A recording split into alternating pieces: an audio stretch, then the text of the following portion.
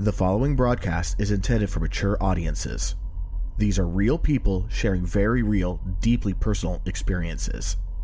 This content may be considered triggering for others and for those who are sharing. The chat room is a privilege intended for discussions and sharing.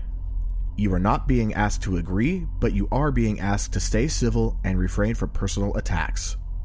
Listener discretion is advised.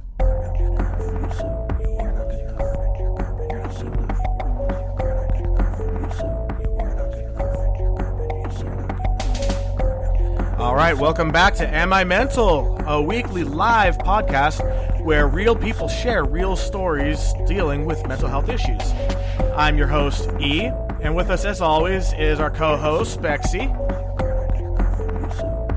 ahead and say hi, Bexy. Bexy, did we lose you?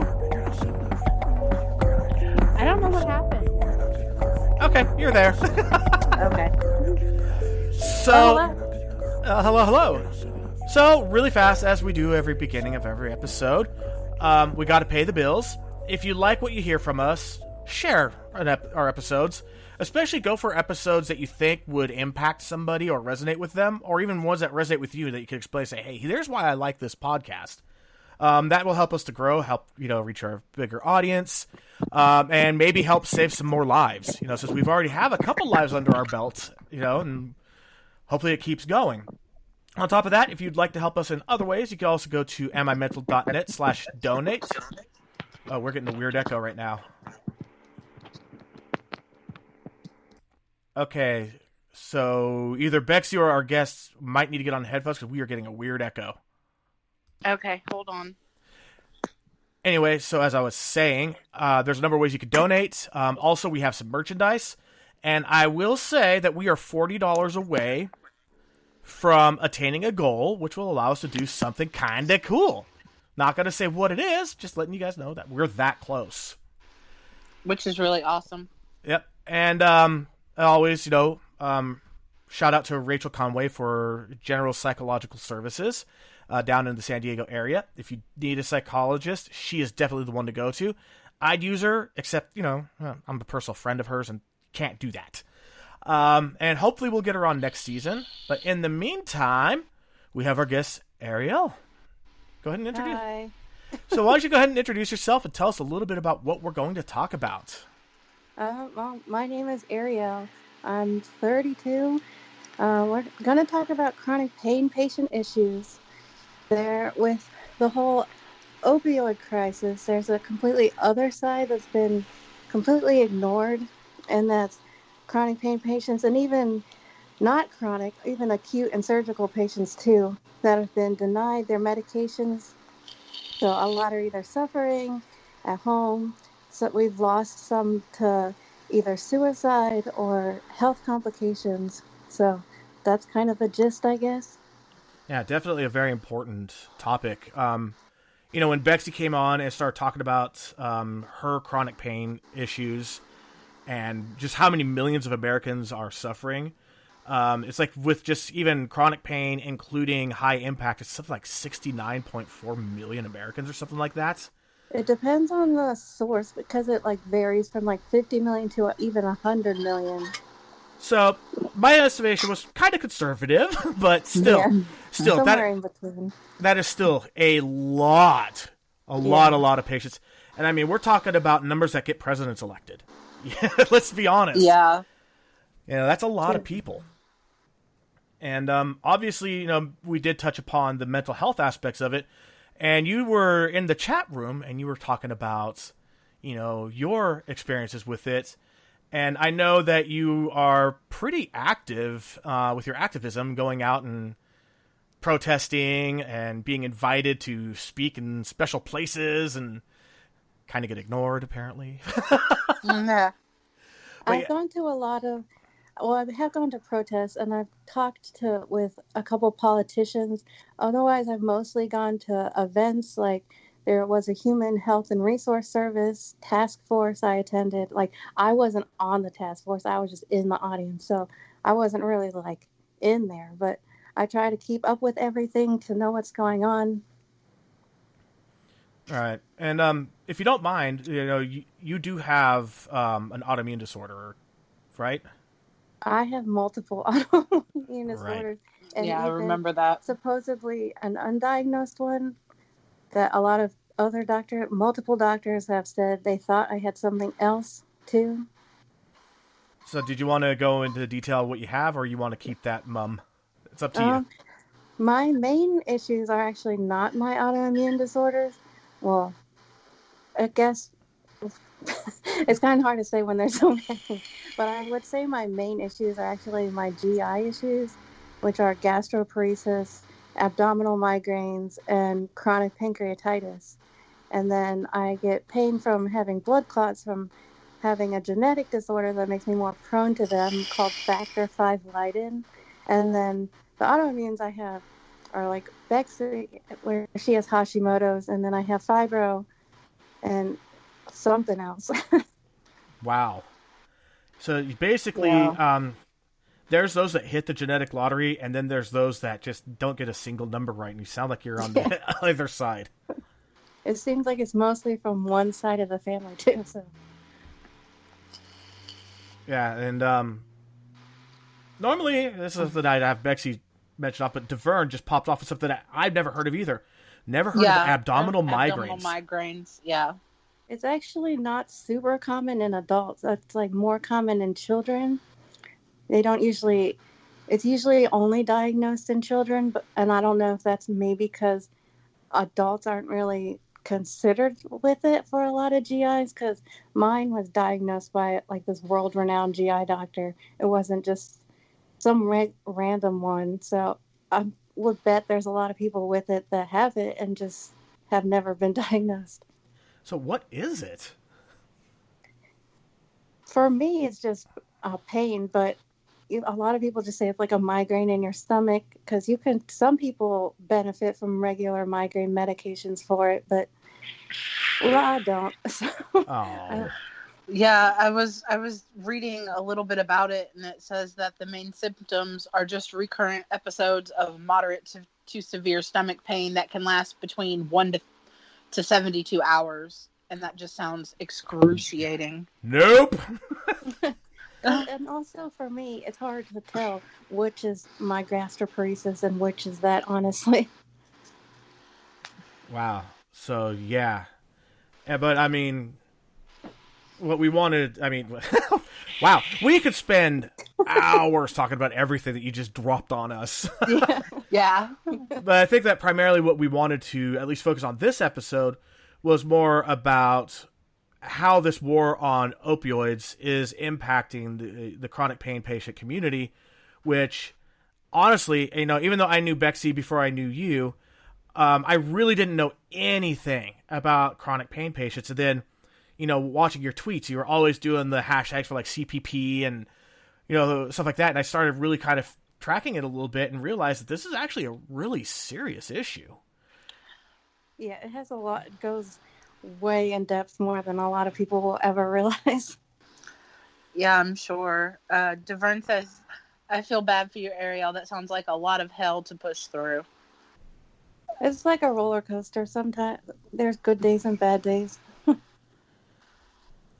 Yeah, so you were talking about, do you have like any numbers on, say, because you've mentioned like, there's been an uptick in suicides from chronic pain patients, due to, I know it's alluded to, but I know the data a little bit, that it's related to the fact that they're being denied the only medications that have actually helped them to have a quality of life worth living. Obviously, that's their feelings because they're taking their lives by not having it. Yeah.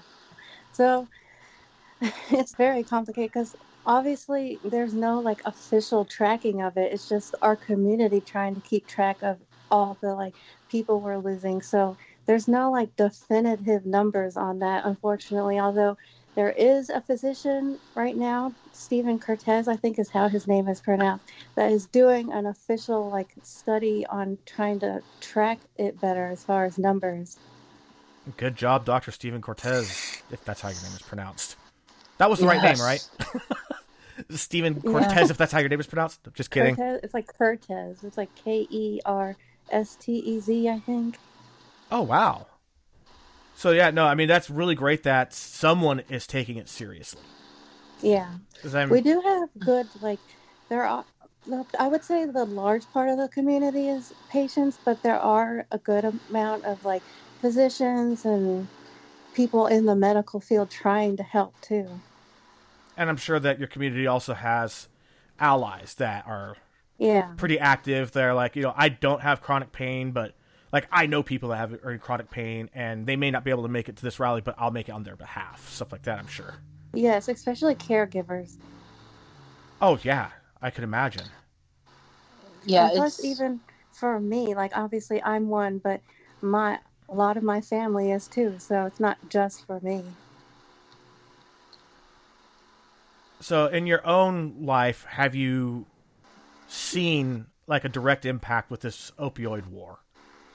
For me personally, I have not, just because I am not on oral medications. I have an internal pain pump, and my doctor had told me they're supposedly untouchable by the regulations. I don't know how true that actually is, but that has saved me from actually experiencing the cutoffs and stuff. So I have been very blessed in this, and why I also fight so hard, because I know there's so many people that aren't as lucky as me. Right, and of course, I mean, I'm sorry, my mind just, I think in memes pretty often. And when you said that, the regulations won't touch, you're untouchable by the regulations because you have that internal pump, all I saw was Bart Simpson saying that, and then Humber going, "You're untouchable so far." yeah. Which, sadly, I mean, that's just kind of the way it is with, laws and stuff. And, I know I've said it plenty of times on the air that I don't want this show to get, like, political. And when I say that, I mean, I don't really want this to be that tribalism that we see out there where it's left versus right or this versus that.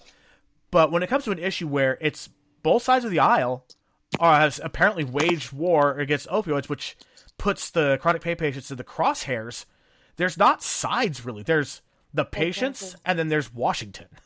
Yeah, because if you want to get as far as factual information, the guidelines, the CDC guidelines started in 2016. So you can figure out who was president then, and then it's just continued in the current administration. And then, of course, it goes beyond just presidents. It's obviously definitely varies by state and everything. So there really hasn't been any side that has really helped anyone yet so far. All right, and I mean, I know that there's been proceedings like you said. There's those those task forces that supposedly look into it. You want to tell us what your experience is? I remember you sharing it in our group chat on Twitter, and I was kind of floored by your experience. So with both that one and a couple of the CDC ones, they definitely make it seem like they genuinely care and want to make things better and yada yada. But then it seems like afterwards it's all like for show. Like there really hasn't been a ton of change made from it. Like obviously the acknowledgement of the issue is a huge deal, because when I first started doing this, when I discovered the whole community issues, we were not being heard by anyone, like no media or anything. So as far as that goes, it's definitely improved a lot, but sometimes it feels like it's all for show.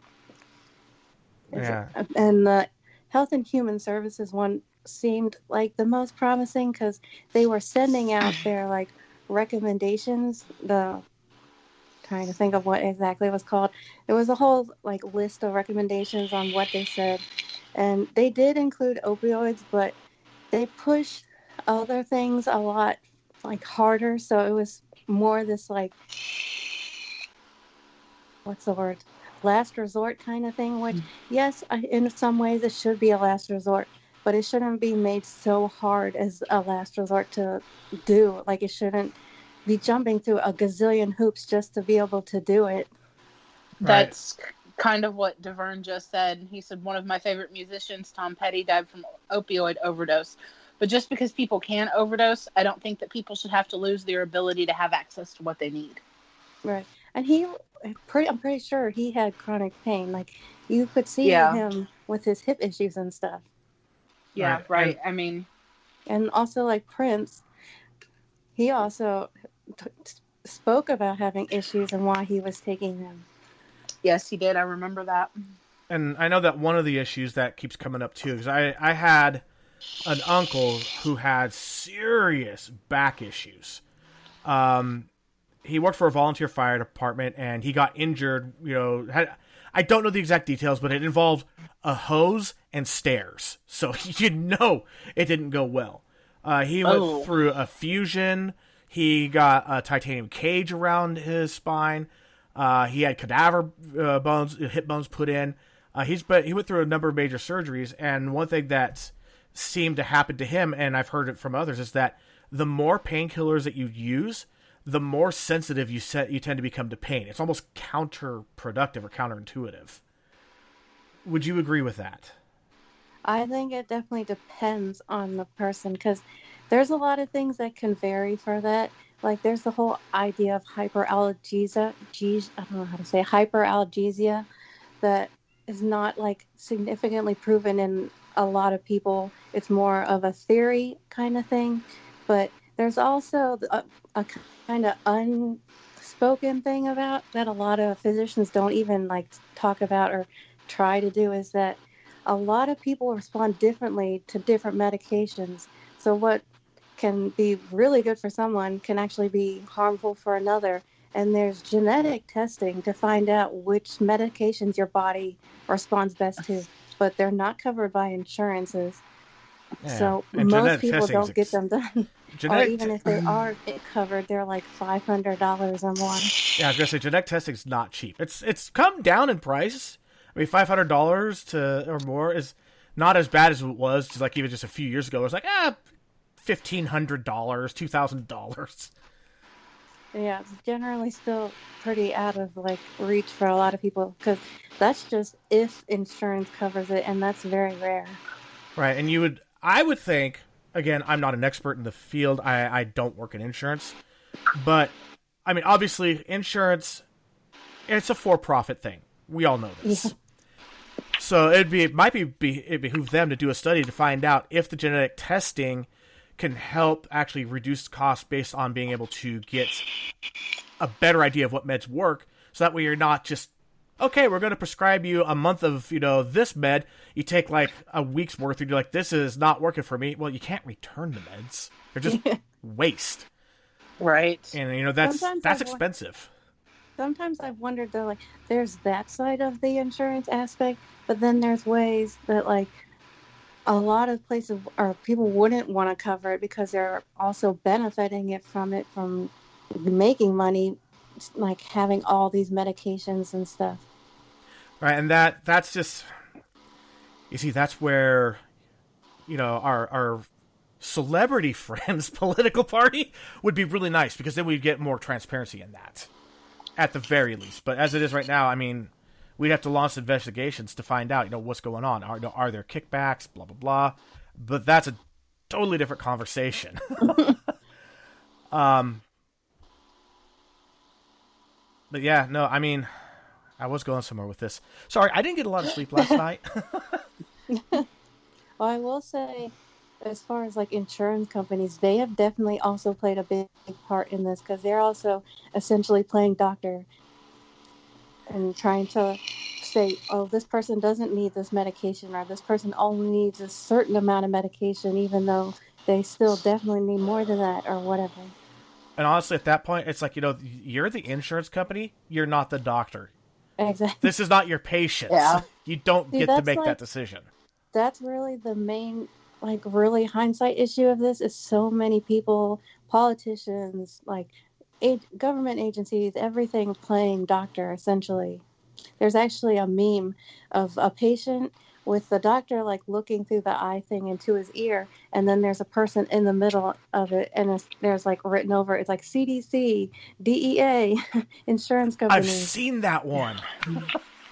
Yeah, and I mean, and also part of the problem, from my understanding as well, is that it's just a mischaracterization of where the problem is, because it's not like opioids in general. Yes, there are people that, overdose on prescription medications. It happens, and it's not just opioid specific. Let's get that out right now. But the big problem is heroin and fentanyl. And if we're going to continue with this war on drugs, I think we should just narrow the scope to that, and then let the people who are on, Vicodin, Percocet, stuff like that, just let them have their lives back. That's exactly the thing. Is from the start of this whole crisis, is the CDC has conflated the numbers of prescriptions and illicit drugs. So when they say 60,000 people died from opioids, the majority of it is illicit versions. And even though there's, I think, the prescription number, and that's not determining if it's legal or not, was, I think, like 14,000 out of that 70-something thousand that was originally the conflated number. Right, and then it sounds like with that 14,000, a little investigation might uncover, hey, you know what? We can lump some of these 14,000 into the others and remove it from the legit prescription users. And see, on top of that, when you actually look into how the CDC determines death, numbers, is very, not precise. Because you can have, say, 2 opioids in your system and, say, Xanax, and your death will be counted as 2 opioid deaths and a benzo death. So one person will be counted as 3 deaths. That just can't be right. That's so ridiculous. I mean, I could see it if you're going, well, did they die of X, Y, or Z? Well, that's indeterminate. They had those 3 in the system. Well, we need a tally for those 3 problems. Okay, I get that. But you also have to have an adjustment going, this isn't 3 deaths. This is 1 death with 3 causes. Yeah, and then there's also, they kind of get also murky with the whole related to term and stuff, because you can die from related to opioids because you may have had it in your system for a week before, but you didn't actually overdose from that, but it'll still be counted as a death related to opioids. Wow. I mean, this is I have a background in IT, and I had done some database administration, so I can see the troubles as far as tracking the data from a database management perspective. But then I'm also seeing there's this bureaucratic part on top of it, and that's a hideous marriage. There's just been a lot of I'm afraid, it worries me sometimes talking about it, because to people that don't know the issue, it almost kind of sounds conspiracy theory-ish, because it's so shady. But I've personally been just in this since late 2016, early 2017. But there's people that have been in here that for a lot longer that know a lot, even more about the issues and been following the issues.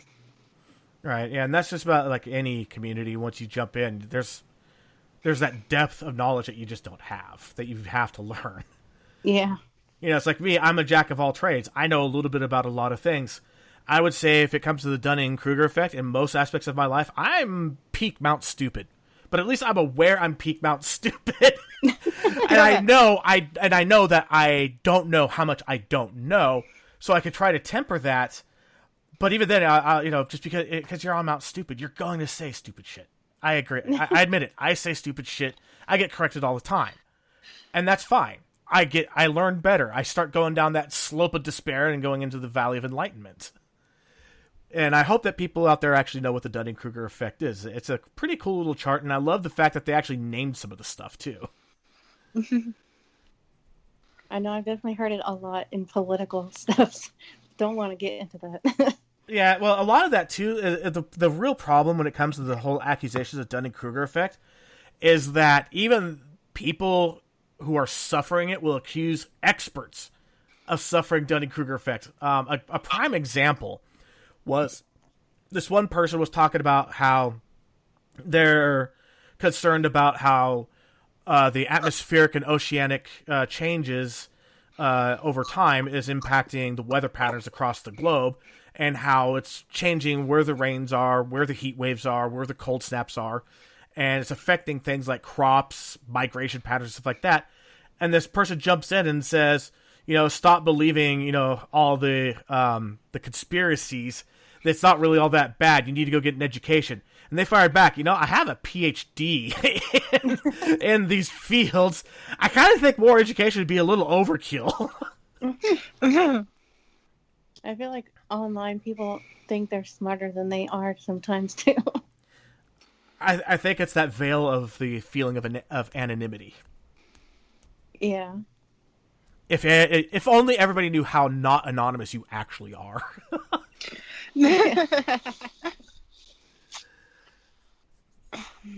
So, I'm bleh. There are so many things we talked about last night, and they're all cluttered in my brain right now. Yeah, well, my little papers are like all over the place. So. Oh, you want to throw a dart at it and run? See whatever it hits? Sure. Well, since we were talking about like the whole CDC thing, I think that's a big, like an important thing to talk about, just because they are the ones that created the guidelines, which are essentially the main thing that are harming so many people. And there's a lot of different like angles from that to talk about it, but essentially those guidelines were only supposed to apply to opioid naive patients that were being treated by their primary. So like people that were already on opioids for a long time, especially in pain management, weren't supposed to be like affected by this. And especially cancer and palliative care were supposed to be exempt, but even they're being affected. Like I personally know someone in the community with cancer that's not getting any pain medication.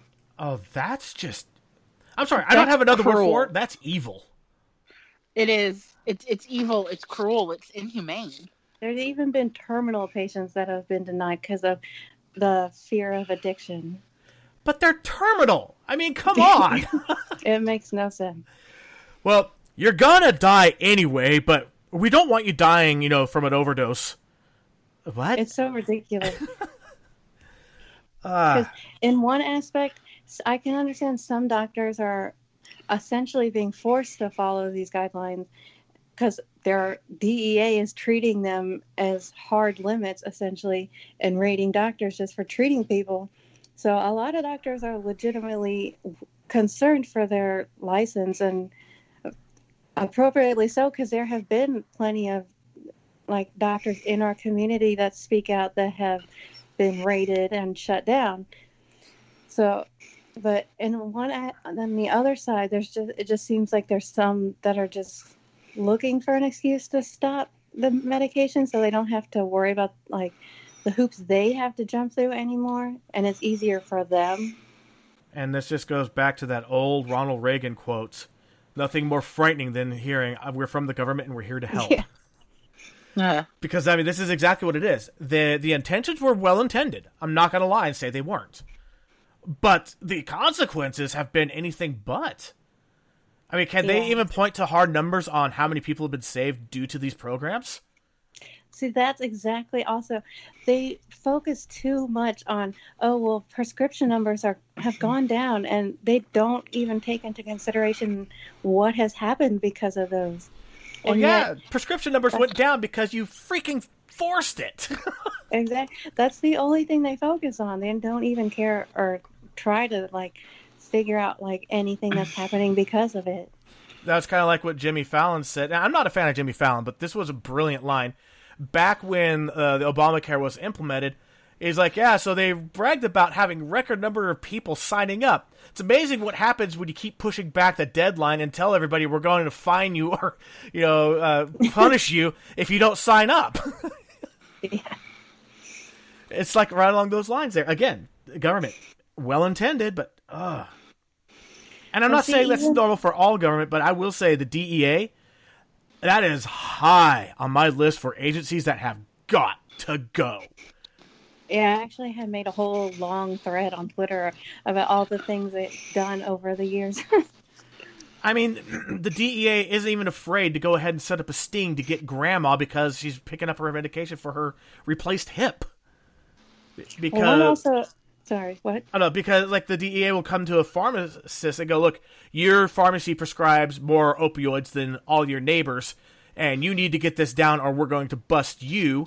So then it comes down to, okay, now we got to bust Grandma so that way we can get the numbers down for that pharmacy.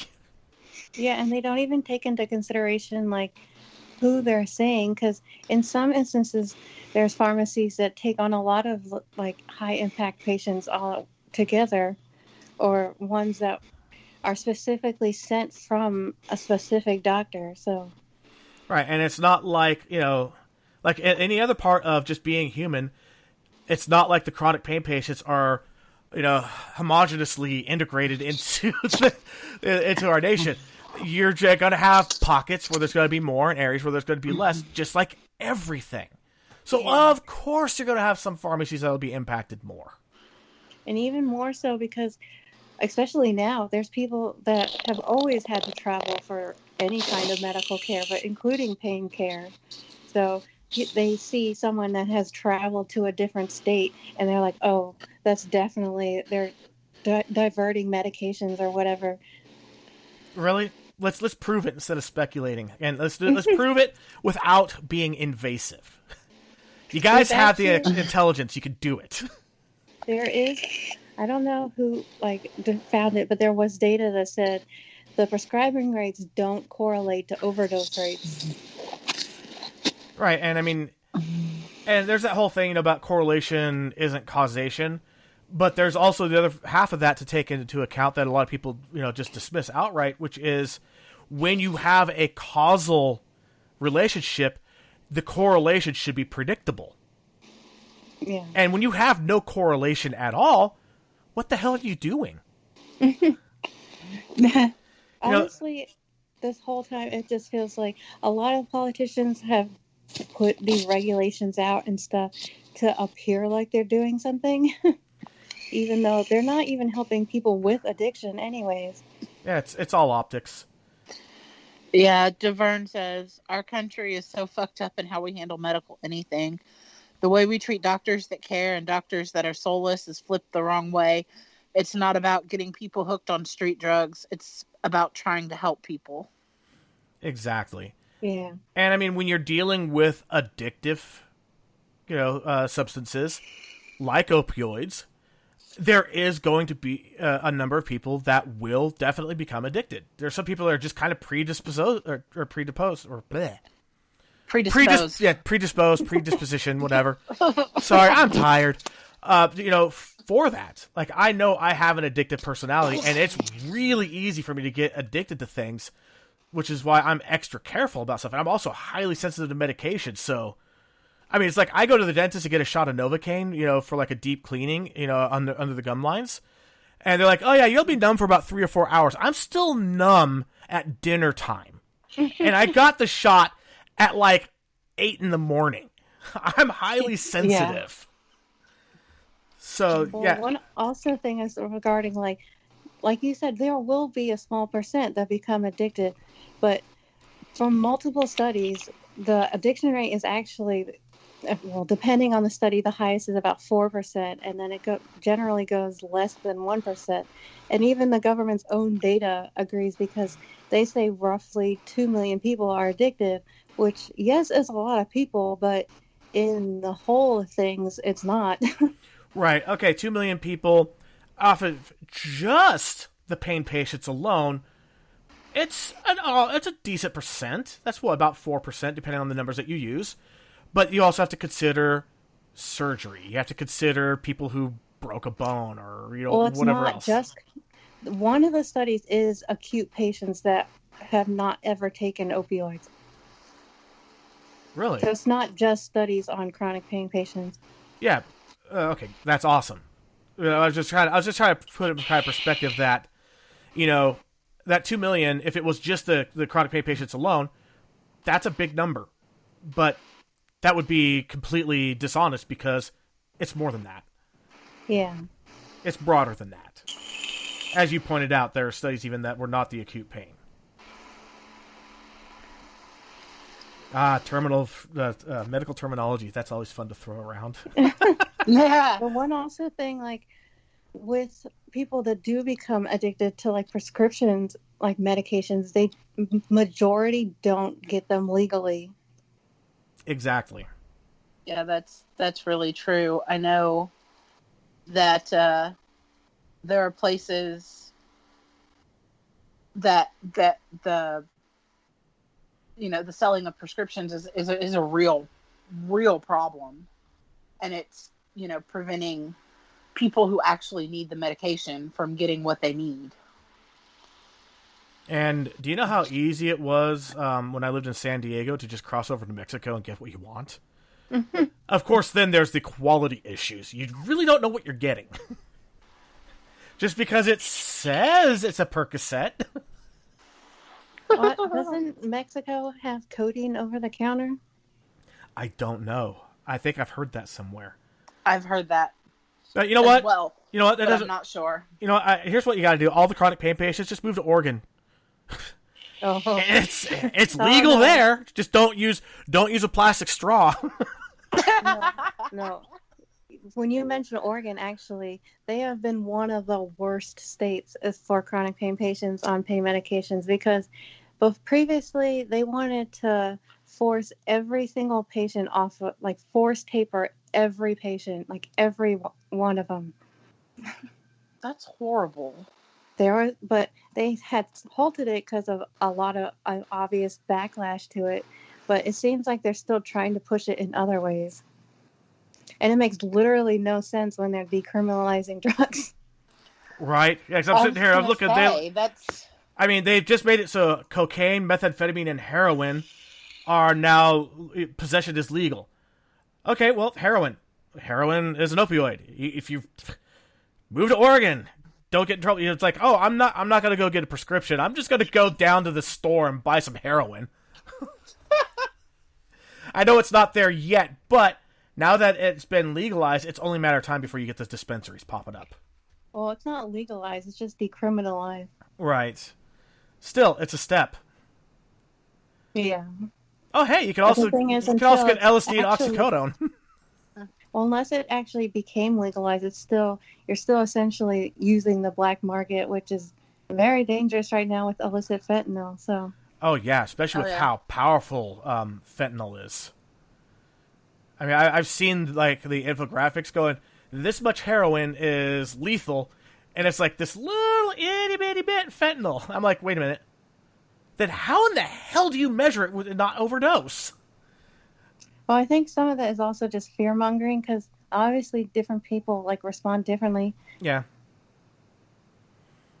Because even there's so many stories about, this EMT or whoever cop felt lightheaded or whatever just being around it, or he touched it and he thought he was overdosing, and there's literally no scientific backing that that's actually what's happening, and it's essentially just a psychosomatic thing. Yeah, well, when you touch it with your tongue, I mean, Yeah, with your tongue.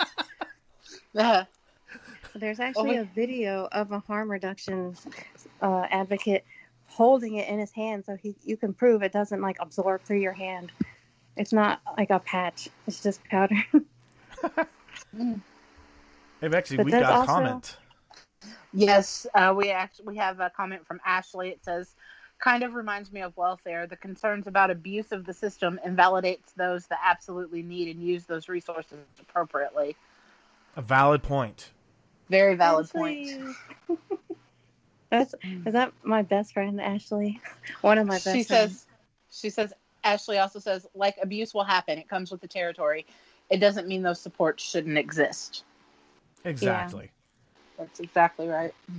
It's the number one cause for, the number one tool for homicide in America is a baseball bat. Okay, so ban baseball. And yes, it is. It's your best friend, yes, Ashley. It is. The one thing also on the whole topic of even including welfare, but focusing on addiction, is none of the actions that have been taken are helping anyone with addiction. If we need to shift focus to things that have actually been proven to work, like harm reduction, and we definitely need better mental health care. I mean, it's almost like if the government's understanding of how to deal with this crisis was related to how to drive a car, they'd be sitting in a cardboard box throwing zucchini wedges at the side of a barn wondering why the car's not moving. That seems to be that's how it feels, just listening to what's being said right now. That's how I feel. Yeah. it's almost like they just have no freaking clue what they're doing, and they're just going, well, what will the public think is effective? And what will take the least amount of effort and make me look good in the process?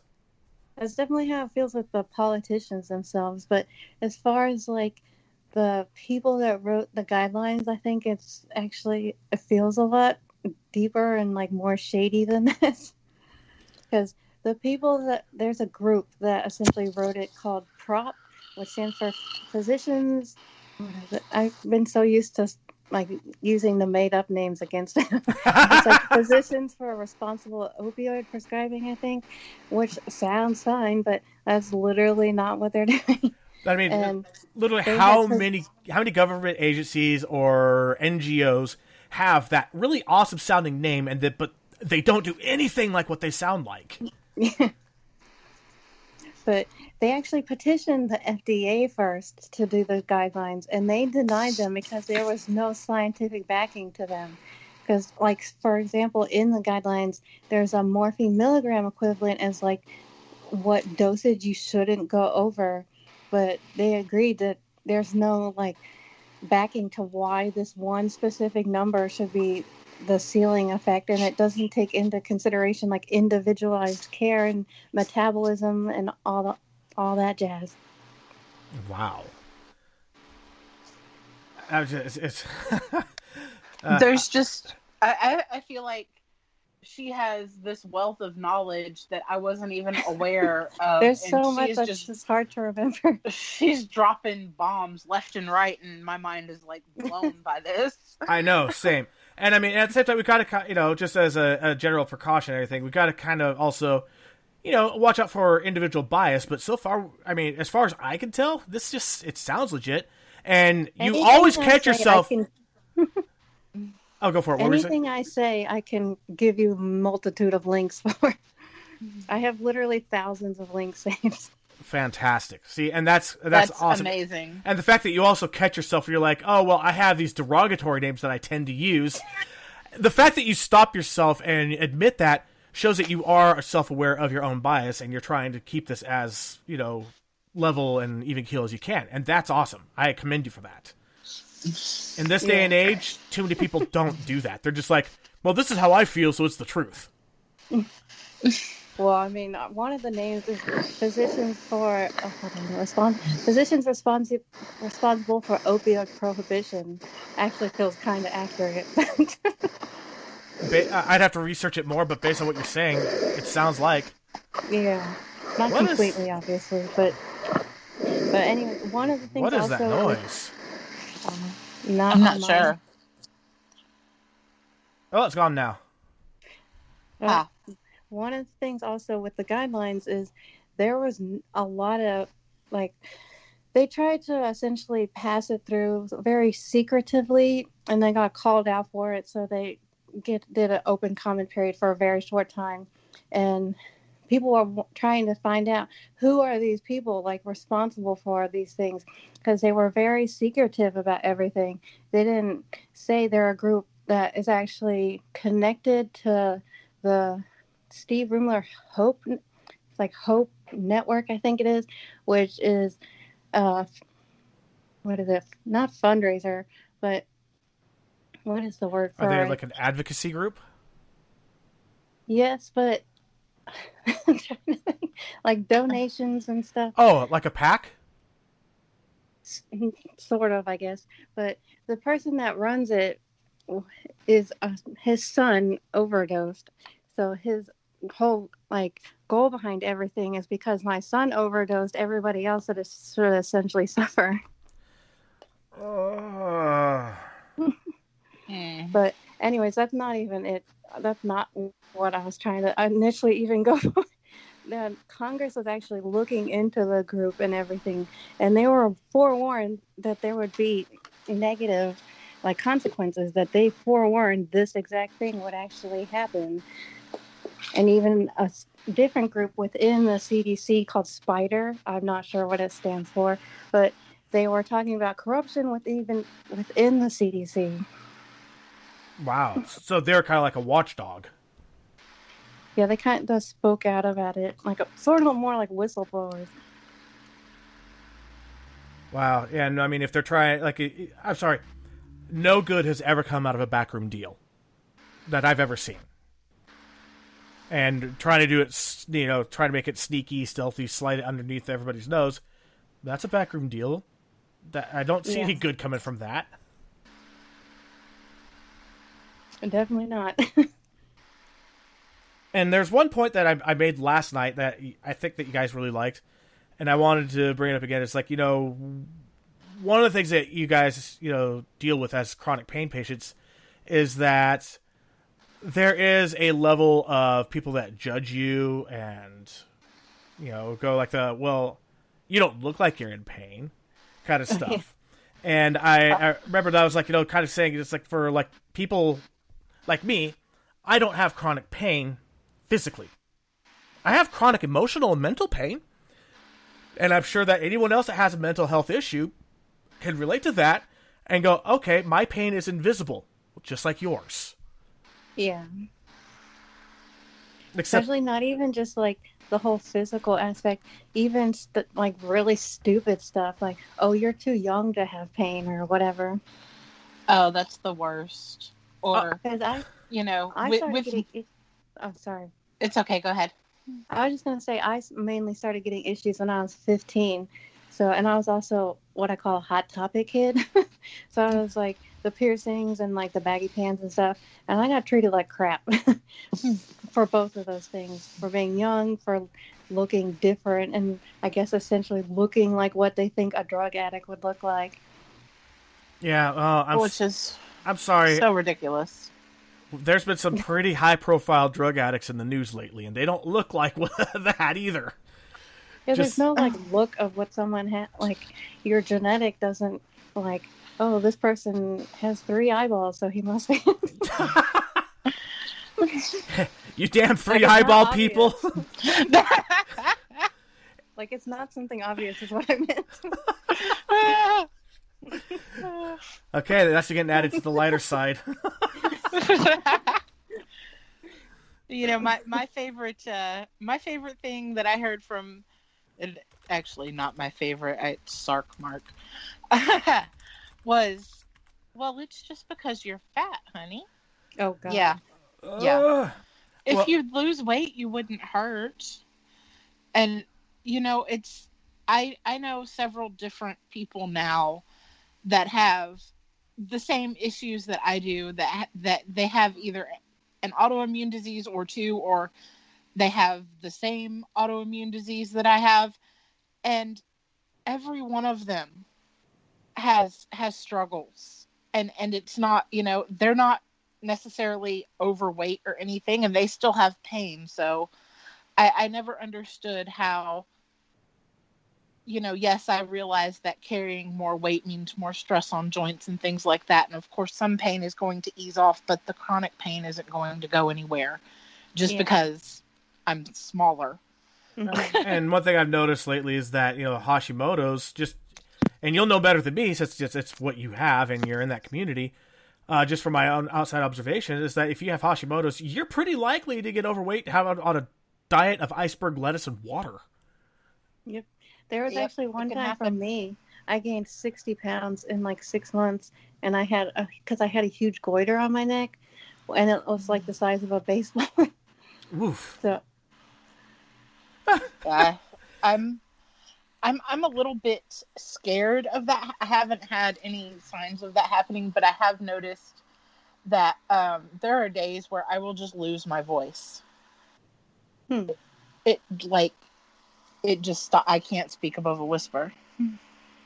Wow. I think the Hashimoto's is definitely worse than mine also, because you have a lot more symptoms for yours. So what you're saying is you have Hashimoto's light. you have to pay for the full version. Trust me, girl, stay away from the full version. It's a scam! You don't want it. But yeah, there are different levels of stages of Hashimoto's and everything like that. I'm definitely in I think I'm definitely in one of those farther along stages where it's like, what are you gonna do? Yeah. And we have a couple of comments in here. Ashley saying, despite the best friend status, I'm guilty of not understanding also. No, the fact that you're trying to understand, I see why you're a best friend. And then, Kat, Right. you have a hangnail? Well, it's because you're fat. Exactly. And then, Devern, I would probably pay to listen to the lighter side of these conversations. Hey, don't worry, Devern. You are, you're on the schedule. I was going to say, this is going to be reality for you soon enough, buddy boy. Yep. We are already booking for season 4. Just so you guys know really fast, this is normally the season finale, the 10th episode, but we have this one random week just before we have Christmas and New Year's, and Bexy and I have a lot to share, so we're going to actually have an 11th episode. Then we're just going to take those 2 weeks off, and then we're right back at it. Beginning first Thursday of January, we are back on the air. Yep. We're starting to be able to schedule so quickly now that we don't really need the long breaks anymore, which is nice. It's really nice. I mean, I love how the show is progressing and coming along. It's awesome to see. It really is. But you got the phone a little muffled there. Oh, sorry. And then, of course, we're just kind of my brain's just going scattershot right now.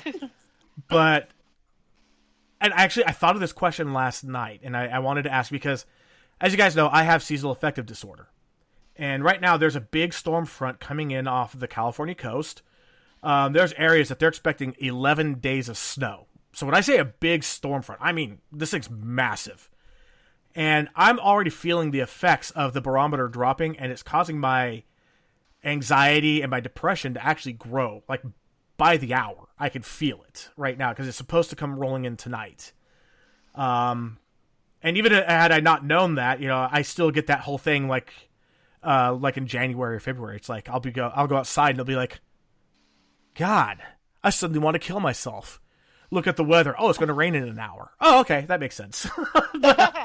But for me, it's like it has this weight on me where I can't do as much on days when a storm front's rolling in.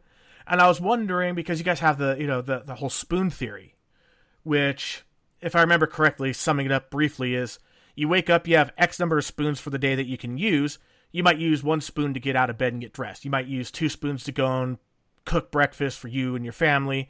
It might cost you a couple of spoons to do your laundry, and eventually you run out of spoons for the day, but you can borrow from the next day sometimes, but eventually you're going to wake up one day and have no spoons and you're out for the count. My question is can you also have external factors like barometric pressure, temperature, season changes, all that could affect, but essentially how many spoons you wake up with? Definitely. Oh, yeah. Definitely. I say for me personally, the colder it is outside, the less spoons I wake up with that day. And anytime the barometric pressure fluctuates, I'm going to lose, 3 or 4 spoons automatically for whatever task I have to do, because it affects my joints and everything really badly. How about you, Arielle? I've been trying, I didn't used to really pay attention as much to the weather aspects, because I was just like, oh, I guess today's worse or whatever. But I've definitely noticed as my joints have gotten worse, it's definitely more obvious when it's going to rain or even just overcast or something. And also for me, heat is a big thing for my stomach issues. Like if I get overheated, I get very nauseous. Wow, so you basically have to find this Goldilocks zone. That's why I love the spring and the fall. Yeah, I love the spring. I'm not a big fan of the fall. I love with SID. I love fall colors, and I hate them with a passion, because I know what those fall colors mean, and it sets off my anxiety. Oh, that's understandable. And it sucks because I grew up in an area that we had white dogwoods, red dogwoods, black oaks, black walnuts, and the color changes, and also like ash trees, maple trees. So when the colors changed, it was nature's fireworks. Nothing like I've seen in New Hampshire, which is holy shit, that's amazing. but still pretty damn cool. You know, that picture you sent me the other day of that tree that had changed color completely was absolutely gorgeous. And I can't imagine what it would be like to see something and you think it's beautiful, but you also know that it's bringing this, like, heralding in this demon that, torments you. Yeah, it's almost like I see it and I'm almost like, oh my god, that's gorgeous. Where's my whetstone? I need to sharpen my knife now. Yeah. I can see it now. All three of us one day, we're retired. We're all sitting out on the porch. A storm starts coming in. You guys are like in pain. And I'm like, where's the gun? Of course, and I've talked about it. My choice for if I, when I go to kill myself, which I'm not going to. It's not going to happen. I'm just going to throw that out there now. But when my suicidal ideation comes in, it's the knife on the wrist. That's where I always go. The hot tub of water, pop a couple of aspirin, slice. 5 minutes later, have a quick little dream before I pass off. Forever. Be drained of all my blood. I like to say, I like efficiency. But it's not going to happen. Better not. Oh, no. I'm not allowing that. No, I have. So I have spoken. Yeah. This is my edict, and you will live under the tyranny of I'm going to make you live. And Kat, to answer your question, do I sit under sunlight all day? I try to get as much sunlight as I can, and I do have a 10,000 lux happy light that is full spectrum that can also go yellow shift. So that way, like in the evenings, that whole blue shift, yellow shift thing, I can yellow shift it and drop the intensity to create kind of a sunset. And I also have a sunbox alarm clock that simulates sunrises and sunsets. And man, me mentioning suicide and Brandy finally chimes in. Kick your ass if you did. Yeah, if you did. Yeah. Does the light actually help? Like, Brandy also says, I have ways of finding you. Yeah, she has my address. Well, so do we. I was like, so do I. So do I think. But yeah, no, I do, the lights do help. Obviously, it's not the same as getting sunlight. Yeah. But, it's better than nothing. Kind of like, if you can't go to the gym and do your full workout, at least doing some push-ups and sit-ups is something, and it helps. It's kind of like that. It helps take the edge off. And I actually have a 4,000 lux and a 10,000 lux. And the 10,000 lux, that's my baby. And when I was working from home, doing tech support, when the winter came, I mean, it gets... I don't know if people really realize this, that California, everyone's like, oh, it's always sunny in California. When these storms come off the coast, it's basically black 24/7. It is just dark because these clouds are thick. That ocean's really big, and it throws some serious shit our way. Not even going to lie. So I'll sit there in the middle of the day, and I have my light on, the happy light, and then it's like I'd have a meeting with my manager, like, why is your face so washed out? It's like I'm being blasted with vitamin D goodness. But are the clouds thick? Oh, yeah. I mean, if you haven't heard the term ARC, or air river current, check it out. With California, we get those storms kind of regularly. Just to give you a quick idea, when Sacramento was declared the capital of California, it was underwater due to a flood that lasted, I think it was 3 weeks. Jeez. Yeah, because of an arc. An arc went overhead. Yeah, I mean, California, it's like people don't understand just how many disasters we actually have. It's like, you guys are all aware of the wildfires now, and you guys all know about the earthquakes. Did you know about the flooding, the landslides, the blizzards, if you live up in the mountain areas, the droughts? Oh, you guys all know about the droughts. Yeah, we got... It gets bad out here. It really does, but the diversity, I think, also helps to make the state as beautiful as it is. Because, I mean, damn, the state's gorgeous. We have sequoias, and you don't. Well, I have cherry blossom trees in my yard. Oh, I love cherries. Pretty. Yeah. So and you actually have one of the most amazing tattoos. Like I said before, I'll say it again. I'm not a tattoo person, but I can appreciate a well-done tattoo, especially when it has a meaning and a story behind it. And I am going to get my first tattoo. Again, it's just going to be a simple semicolon on my wrist for the Semicolon Project. Where I started sinus is my wrist open. It has meaning. No, it's not going to be something super fancy and complicated, although I saw an amazing... like the armband? It was like the heartbeats, but in between the regular sinus rhythm of the heart was a semicolon. That's good. I was like, that's cool. I've seen ones also that are just like the shape of the semicolon, but with like flowers or something instead. Yeah. I'm just going to make mine as plain and stand out as possible. I don't want to have it where people go, wait, is that a semicolon? Yeah, I'm looking at a couple pictures of semicolon tattoos. There's a really cute one where someone turned their semicolon into a cat.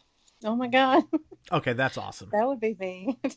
I'll save the picture and send it to you. Okay. Awesome. And then Kat just asked, which begs the question, why do we live here, right? Yeah, California. It's like the Jeff Dunham joke with Walter. The people in California, they have the earthquakes and this is fine! All I can see is that meme of the dog in the kitchen with the house on fire saying, this is fine. Oh, this is fine. Yeah. Well, that whole routine was like, Florida, you have hurricanes. You're hanging from palm trees going, this is fine against the wind.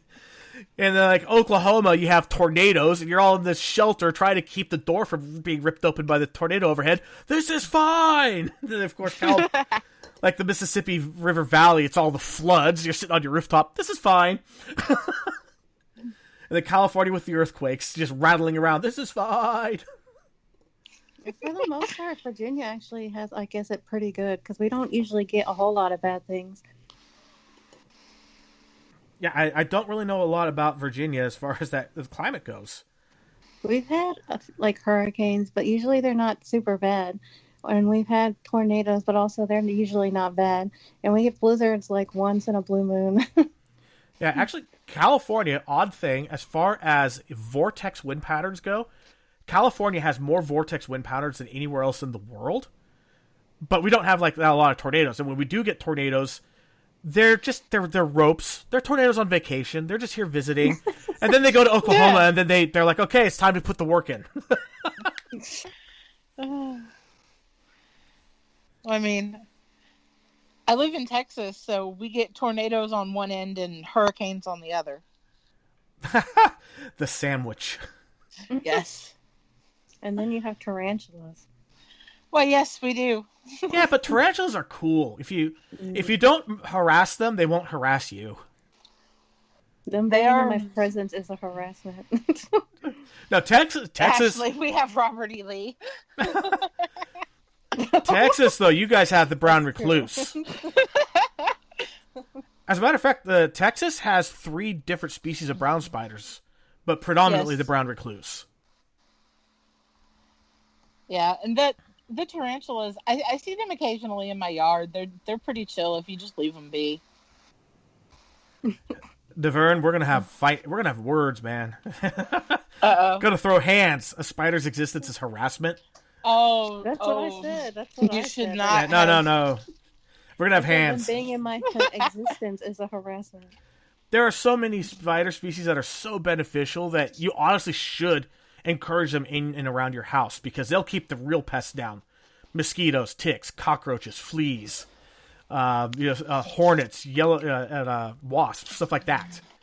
And spider. I started leaving the tiny ones in the corners. Yeah. And when they're in the corners, or they're where you know where their webs are, and they're the web building kind, they don't go wandering around like mosquitoes, cockroaches, ticks, fleas, hornets, wasps. We get these nasty ass millipedes.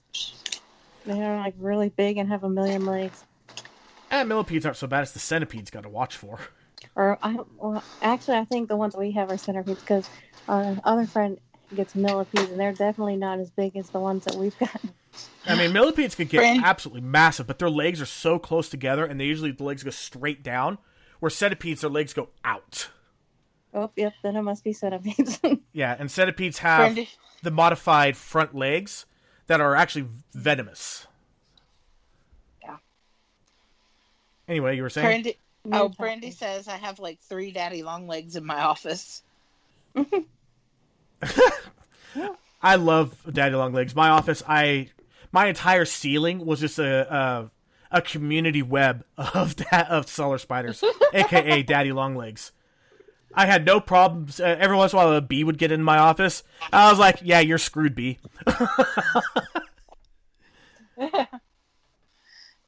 Kat says, "How do spiders get wasps? Spiders don't fly." Yet, we're in the exciting conclusion of the year 2020. You don't know what's coming. Oh God.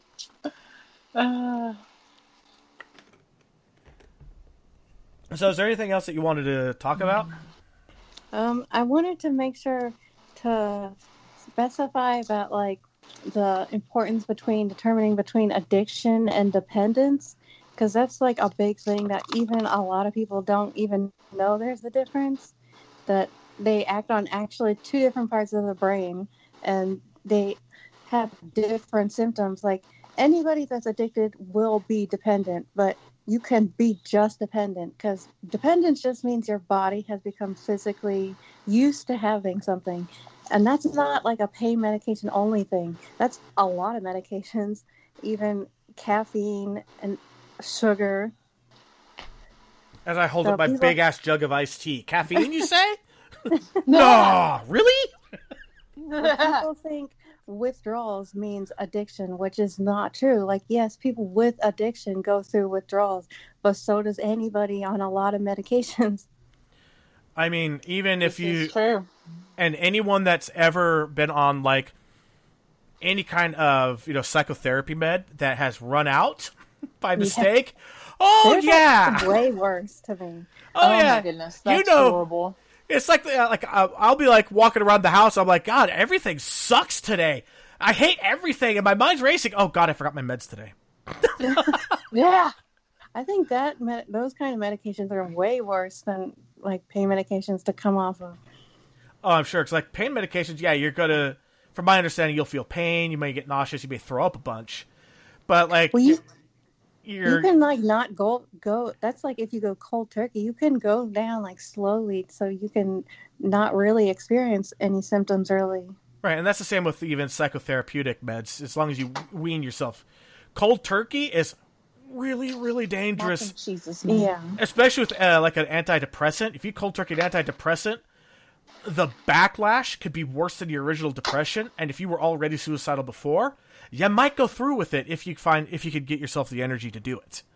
And that's the real threat of going on like antidepressants, is that all of a sudden you have energy. You might actually go through with it. Because some of the times, like, when you're really depressed, you don't want to get out of bed to, it's like, I should kill myself today. That's too much effort. And I've literally had days like that. I was actually on, I think it was Paxil, Paxil when I was like a teenager. Ooh, I know Paxil. And I had run out for a couple days, and I was hearing voices, and I didn't want to kill myself, but there was something telling me to overdose, and I ended up overdosing on Tylenol and having to go to the hospital. Yeah, no, I remember Paxil quite well. Yeah, don't like that. For me, that's just the devil. But that doesn't mean that it's the devil for everyone. For some people out there, it's the perfect med. And yeah, it was good for me when I took it. it was good for me at first, but then I emotionally flatlined. I felt nothing. That's dangerous. Because then I started, It's like, okay, I can't feel anything. I don't feel love. I don't feel anger. I don't feel hate. And eventually I started doing stupid shit like lashing out at friends and family. Just being a downright dick.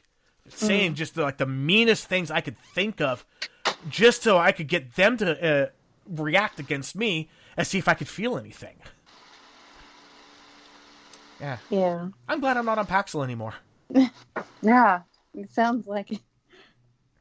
Javern says, I can flatline a lot other than feeling hate. LOL. Oh, Devern, I hate everything and everyone. I don't feel love. I just have different levels of hate. And I hate some people less than most, and my children I hate the least of all. But I hate them. No. He hates me less than most. I'm happy with that. And Brandy was saying, I get real bad anxiety when mine runs out. You know, the meds. Oh yeah. Oh yeah. Anxiety medications are especially bad to go cold turkey because they can actually cause a lot of like health complications. Yes, they can. Me, I'm not on they tried Xannies with me, I think it was. And Xanax, if I remember correctly, it actually affects the center of your brain that alcohol affects. And I'm already a borderline alcoholic. I barely drink at all, but I almost fell off of that cliff. So when I took it, man, did I start craving drinks. I was like, this is not good. I'm actually on an antihistamine. And a lot of antihistamines actually have a side effect of they reduce anxiety. Mm-hmm. And I look at Benadryl and go, yeah, that makes sense. It's hard to have anxiety when you're knocked out and in a coma. Benadryl doesn't do anything for me. Yeah, no, I'm on Vistaril. And thank God for it. I haven't had hay fever since I've been on it. Okay. Some antihistamines also can be used for nausea medicines. Yep. Fun fact, Tagamet was actually originally an antihistamine. And it wound up being really good for heartburn. Still around? Wow. Tagamet, I think they still use it medically as an antihistamine. I don't know that they necessarily do it for heartburn anymore, considering the lawsuits. I don't know. I'd have to look. I could be completely wrong, and I'll admit it. I didn't research it. I could be just talking right out my ass.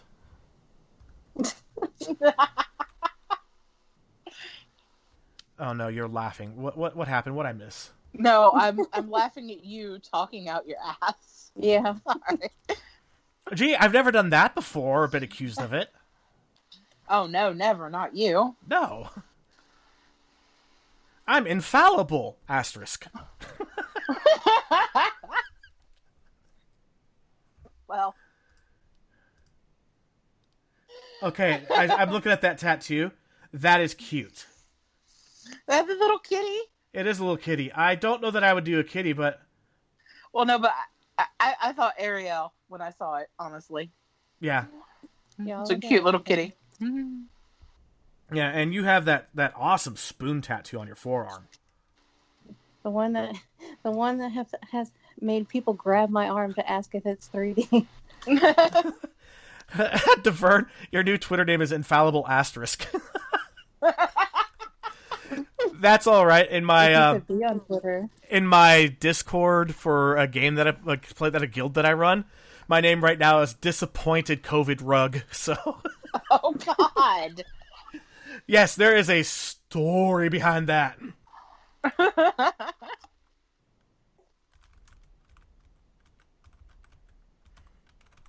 There, I added it for the lighter side.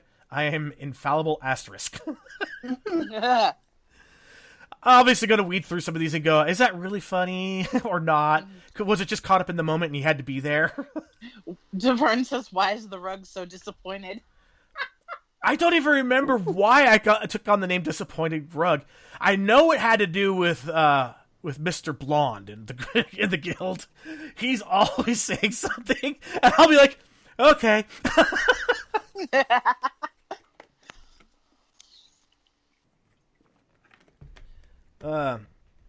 So what else do you have on your notepad there? Well, one thing also that a lot of people would probably be interested in, like not just even if you don't have chronic pain, but if you're on literally any medication, is regarding the prescription drug monitoring program, which essentially its purpose is fine because it's about so multiple doctors and hospitals can see what medication you're on so they don't like double prescribe or whatever. But it's getting to the point where law enforcement can have access to it, and there's also this thing called NARC score. It's NARX score. You're basically given a risk score based on a lot of things. You can be on a pain medication and your risk goes up. You can be on anxiety medicine, your risk goes up. But then there's like really trivial, some of the things are trivial. Like it depends if you're single or if you live with other people that also are on pain medications. But then there's some things that are really kind of messed up. Like any woman that has a history of sexual abuse, her score goes up, but only women. What? Yeah, because men are immune from sexual abuse. Well, apparently they think it's only women that'll become addicted and that have been abused, I guess. Yeah, never mind the fact that, like, in all of, like, cultural history, it's always the men that are the addicts. So, Oh, and also your pet medications are on. So, like mine from my cat is now on 2 pain medications. So that's been added to mine because any controlled substance has to go under your name, the owner's name. Is your, just out of curiosity, because we're starting to get some audio breakup, did your Wi-Fi go out? No. Because we're starting to get some lag. Are you hearing it too, Bex? A little bit. Okay, yeah, it's not like horrible, but it's there. It's a little bit noticeable. Yeah. Hopefully it gets better. I mean, that's just kind of ridiculous, though. I could see why, because I mean that's what bureaucracy is all about. It's about the process more than it is about results. And damn, do they love measuring things and labeling things. And you are generally not allowed to even see it, anyways. It's generally a thing only kept like pharmacists and stuff. So anybody that has it is usually didn't get it like they got it because someone gave it to them, but that shouldn't have. And you see, any information that is about you that's being gathered should be open to you. I'm a huge proponent for that. It's your data. It's about you. You should own it. Again, different topic, but yeah. That's why I use Apple like I do. Because they have this history of every time the federal government says, give us access, they give them the bird and they tighten down their security even more. So, I mean, remember the San Bernardino shootings? They're like, well, we just need a key for this phone. And, like, you don't do it that way. It's like you're deliberately misrepresenting what you need. Because we make a key, it has to be a master key. Because we can't create a specific key for a specific phone, and you can't have that. And then when the feds finally went, oh, well, we were just trying to see if we could get a key from you. We've already cracked your encryption. Less than a couple weeks later, all of a sudden there's a new update out. Whole new cryptography scheme. And man, did the government get pissed about that. DeVera's just asking, is that what Apple wants us to think? Oh, no. I did spend some time working in Apple. Not a ton of time. And that's just part of the culture. There's no way, like, nobody can access your iCloud data inside of Apple. Can't be done. They don't have the keys to the castle. I mean, there are certain things that law enforcement can do in order to get it kind of unlocked. But if your phone gets locked out, that's it. Game over. Your stuff is lost forever. And if you turn on two-factor authentication and you don't remember your recovery key, game over. It's gone. Bye-bye. That'd be scary. Yeah, it would suck, because I have, like, so much data up on iCloud. I don't want to lose it. That's why it's like I have my recovery key. I have printed copies of it hidden in certain locations because, yeah, that's my data. I don't want to lose it. But I also don't want someone breaking into it. Pictures. Damn it, I don't want them seeing my cat pictures. All the memes and cat pictures.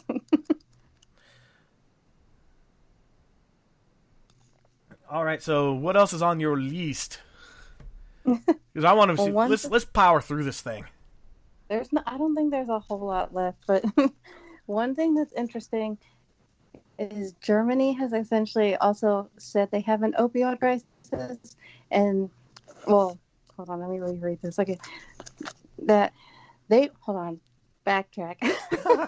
Germany has prescribed at the same rates as we do, but they don't have an opioid crisis, is what I meant to say. So it's interesting to say, oh, we prescribe so many, so it's obviously causing all these overdoses. But Germany prescribes essentially the same amount and doesn't have the same issues. See, I wonder if they have the same issues with the illicit stuff getting flown in, driven in over the land borders, and floated in over ocean to them that we do. Because, man, do we get a lot of illicit drugs here. Yeah. And even, like, initially, I think it's gotten a lot better. Is the stuff, the illicit fentanyl coming from China could even come directly through the post office. Which is just crazy. Yeah. Those drug-sniffing dogs, man. But one thing that's also interesting is people constantly say, oh, we prescribe 80% of the world's opioids, da, da, da, da, da. But that's literally not true. There's nothing to prove that we do 80%. It's actually a lot lower than that. But then people don't take into consideration a lot of places allow refills. We do not. You cannot have refills on a controlled substance. So say one person has one prescription in a different country for a whole year. Another person here would have 12 prescriptions, and if you only take one medication for the whole year. Yeah. And then it's just people don't take that into consideration. And also another thing, a lot of other countries don't prescribe Vicodin at all. We are one of the countries that prescribes it among the few. So when you see, oh, all these other countries aren't prescribing as much, yeah, they don't prescribe it at all. Right. And another one, too, to take into consideration is there's literally only 2 countries in the world with a larger population than us. China and India. We are the 3rd most populous country. Of course we're going to have high numbers if you go by raw numbers. Or if you compare percentage to the rest of the world. Of course our numbers are going to be elevated. We also have a major percentage of the world's population. Plus, in a lot of countries, they don't even treat pain. And it's actually very undertreated in a lot of parts of the world. Right. And I mean, even our neighbor across the ocean of China, as advanced as they are in their cities, there are so many rural areas that it's still like it was back in like the 17th century. You know, and do you think that they go to the doctors and get prescribed pain stuff? No, they tough it out or die. And that sucks, but it is what it is. Yeah, they have a whole different mentality about pain. It's like weak to admit you're in pain and stuff. All right. And Devern just was talking about the whole thing about Apple having a key. Apple used to be able to keep keys for some things, but just in the interest of security, they've just tightened down more and more. And unfortunately, the more secure your data gets, the higher the risk of the game over shit happens.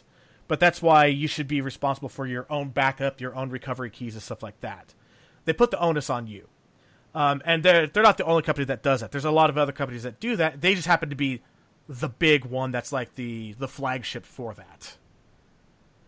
And Ashley just asked a good question. Back in the day, the opioid meds were touted as non-addictive, right?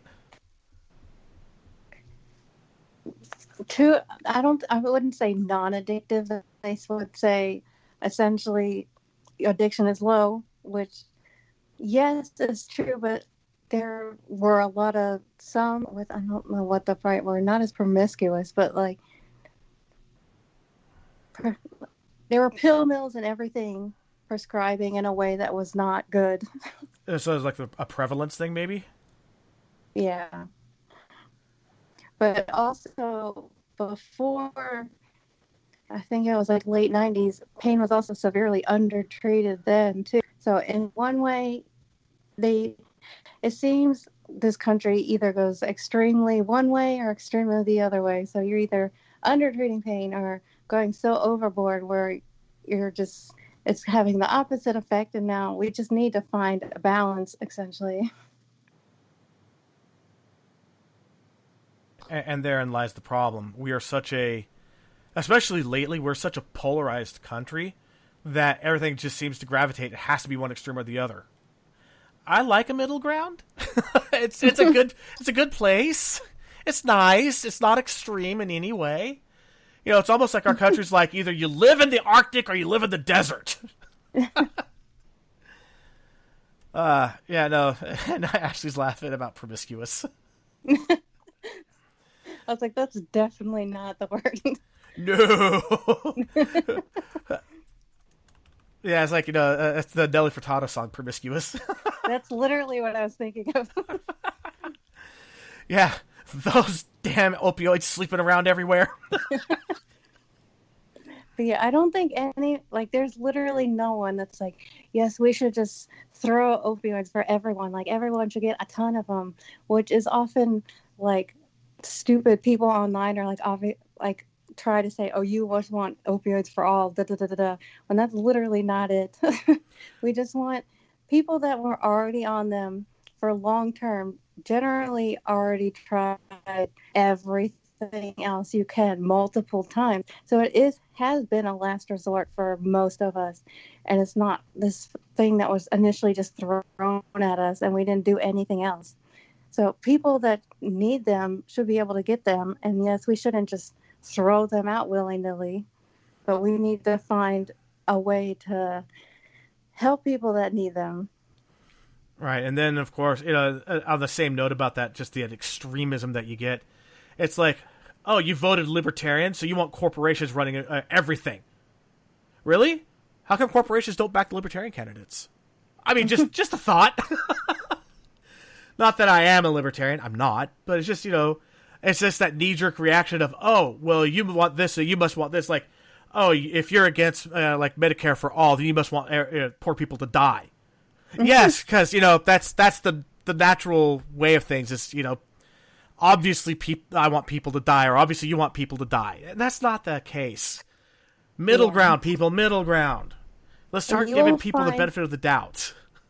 You'll actually find quite a lot of people in the community that would agree about, or at least being weary of Medicare for all, just because it's run by the government, and we see anything run by the government in medical care can go very wrong. Really? I don't know. Did we have any issues with the VA? Oh, wait. Oh, God. Speaking of the VA, that's actually a point I didn't even write down that reminded me of. All this kind of started with the VA. Like, they were essentially the ones that got cut off before anyone else. So you could kind of say it was like an experiment. I'm not going to say that's what it was, but... Right, but, I mean, I've heard... how it feels. I've heard a lot of veterans joke about, like, oh, you scraped your elbow? Here's a Vicodin. Oh, you snapped your neck? Here's a Vicodin. It's like, it was like a Vicodin factory is what it was basically like. You went in, you got your Vicodin, and you left. And that was the joke I've heard. It seems like it's kind of flipped from that now, I guess. Obviously, I've never been to the VA, so everything I'm basing this on is mostly other people's veterans' experiences, because I know multiple people that were cut off, and not even just pain medications, but also benzodiazepines, so our anxiety medications. But there's actually a study from the VA that's been linked to all this, with the increase of veterans cut off and increased pain being linked to more suicides. You think? Can we go ahead and file that study under no duh? Acknowledge it, but they still don't do really anything about it. It's kind of like, you're sitting there watching, like your house burn and go, wow, that kitchen caught pretty quick. Hey, you going to call the fire department? I guess I should. Just sit there watching. Like, can you pull out your phone and call the fire department? I can. Then it burns down and you're like, well, look, fires cause houses to burn down. Yeah, you know what else causes houses to burn down? Inaction. Yeah. And no, I mean, I get it too. Like, I've never used the VA, but I have a lot of friends in the military. So I know the tales are anecdotal, but when it comes to humor, there's got to be something relatable in order for it to be humorous. Mm-hmm. As George Carlin once said, urinal jokes are only 50% universal. Yeah. So, DeVerne, very good point. It's because everything gets politicized instead of being an issue that needs to be solved on a human level. Very true. Very true. But unfortunately, we have such a large government and such a dependence on the government that it has to get political in order for the government to act on it. And as soon as it gets into the government, it's automatically politicized. One side of the aisle is going to pick it up and say, I'm championing this. And the other side's almost like knee-jerk, I'm against it. Except when they looked at opioids and went, opioids are bad. And they both agreed. Like, war on drugs, bad. Both sides agree. I'm sorry.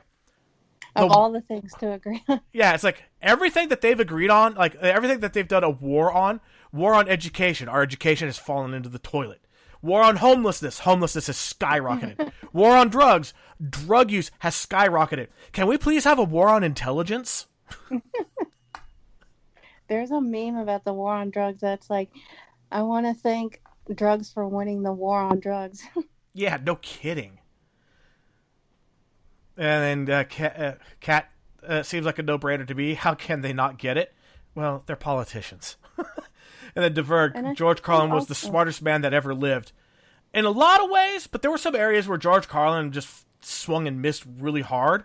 But he was really good at finding where his swings and misses were and cutting them out by the time he went on HBO. But I got to see him when there was this comedy club down in San Diego, where he used to do all this, like he'd pull out his notepad and start practicing new material and start jotting down notes on people's reactions. And there was a lot of stuff that was just like, oh God, groan, cringe.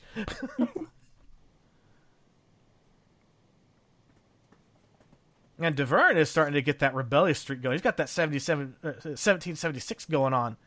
Hashtag our government is against us. Well, I don't know that a lot of people will disagree with that. I know some will, but I don't think a lot will. Yeah, seems like it. Right. I mean, I think also one thing. Oh, what? Oh no, go ahead.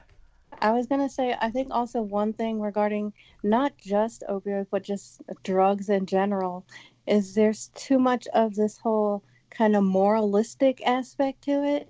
Like, if you do drugs, you're a bad person that needs punished. Yeah. Like, that whole mindset behind it is a huge issue. Right. If you smoke the marijuanas, you kick puppies. What? You smoke the pot. If you do a toke.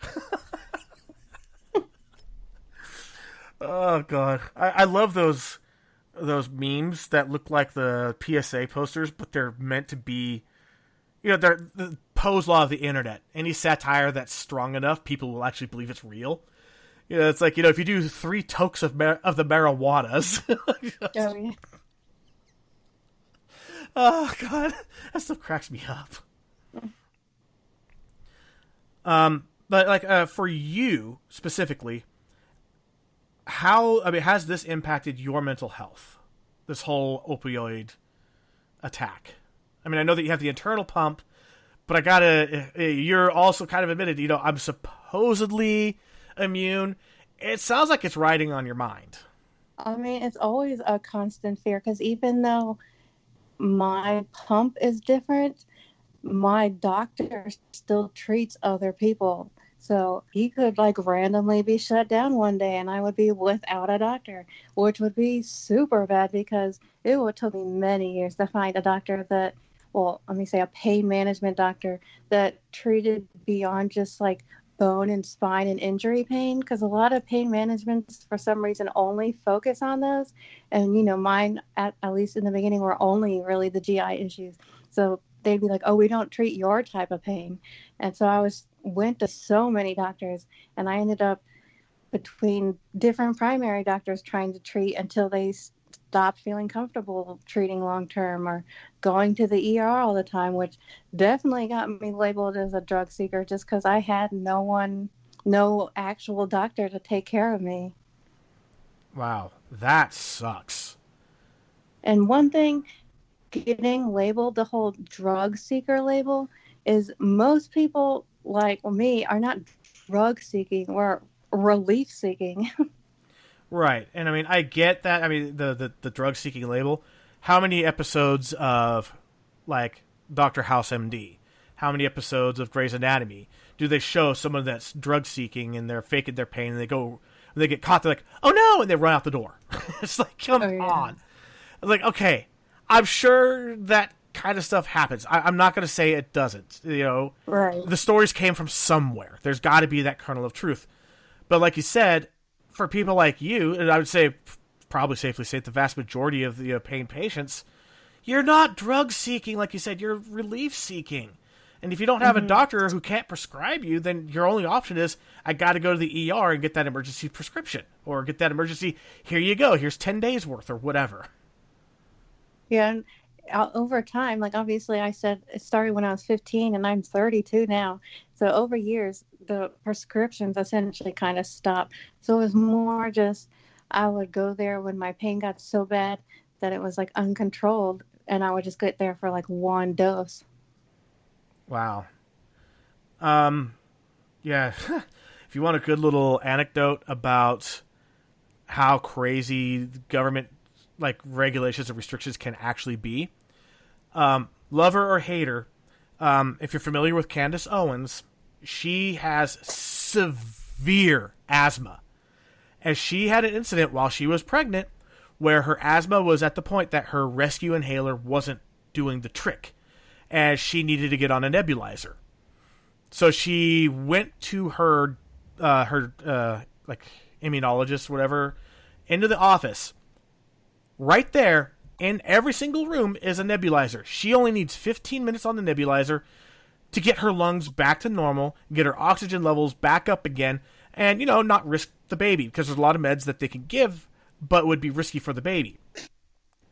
Because of the regulations, due to COVID, she was denied what she needed sitting 5 feet away from her. It's crazy. In the end, she wound up out in the parking lot in the middle of the day, taking emergency nebulizer from the back of an ambulance into her truck in order to take the treatment that way, because they couldn't. Even the EMTs are like, yeah, we have the nebulizer, but we can't give it to you inside the ambulance because it's a risk. I mean, it's insanity. Again, it's like, love her or hate her, but that's an awful story. Yeah, I'm surprised they wouldn't just give her essentially a prescription for one to buy one. Well, the thing was that she could have got one, but it was something like she could go to the CVS that was like next door, but the only meds that they could give, because they didn't have the nebulizer, would take an additional like couple hours to really kick in. And when they looked at her pulse ox, the doctor like started panicking and saying, you need to go to the ER, you're about to die. And she's like, or you can let me use the nebulizer. Yeah, And you would think like they can clean them. Like, I don't understand. right. Well, and the doctor was, and she said that it was obvious that the doctor was completely distraught, because they knew that they have the ability to help, but if they do, they lose their license. It's crazy. So what's the definition of insanity? Not necessarily always doing the same thing and expecting different results. Mm-hmm. Sometimes that's insanity too. I have what you need, but I can't give it to you because I'll lose my license, even though 6 months ago I could give it to you. Yeah. Essentially the same story. Right? And I can only imagine what that did for her anxiety and her mental health in that moment, considering she's pregnant. The only help that the doctor could give was a prescription for a med that could cause a miscarriage. Jeez. And that's terrifying. And then, you know, when the doctor's like, you need to go to the ER, she said, no, I'm not going to go to the ER. I'm going to go ahead and I'm going to go take my business elsewhere, hopefully where I could get a nebulizer. I'll drive into a different county. And then, wow, I can't hear Bexy either. Where is Bexy? It just popped up for a second. Let's see. I can't even unmute her. It shows you muted, but I can't unmute. You know what? How about this? I'm going to drop you out and bring you back in. That look said, you're going to do what?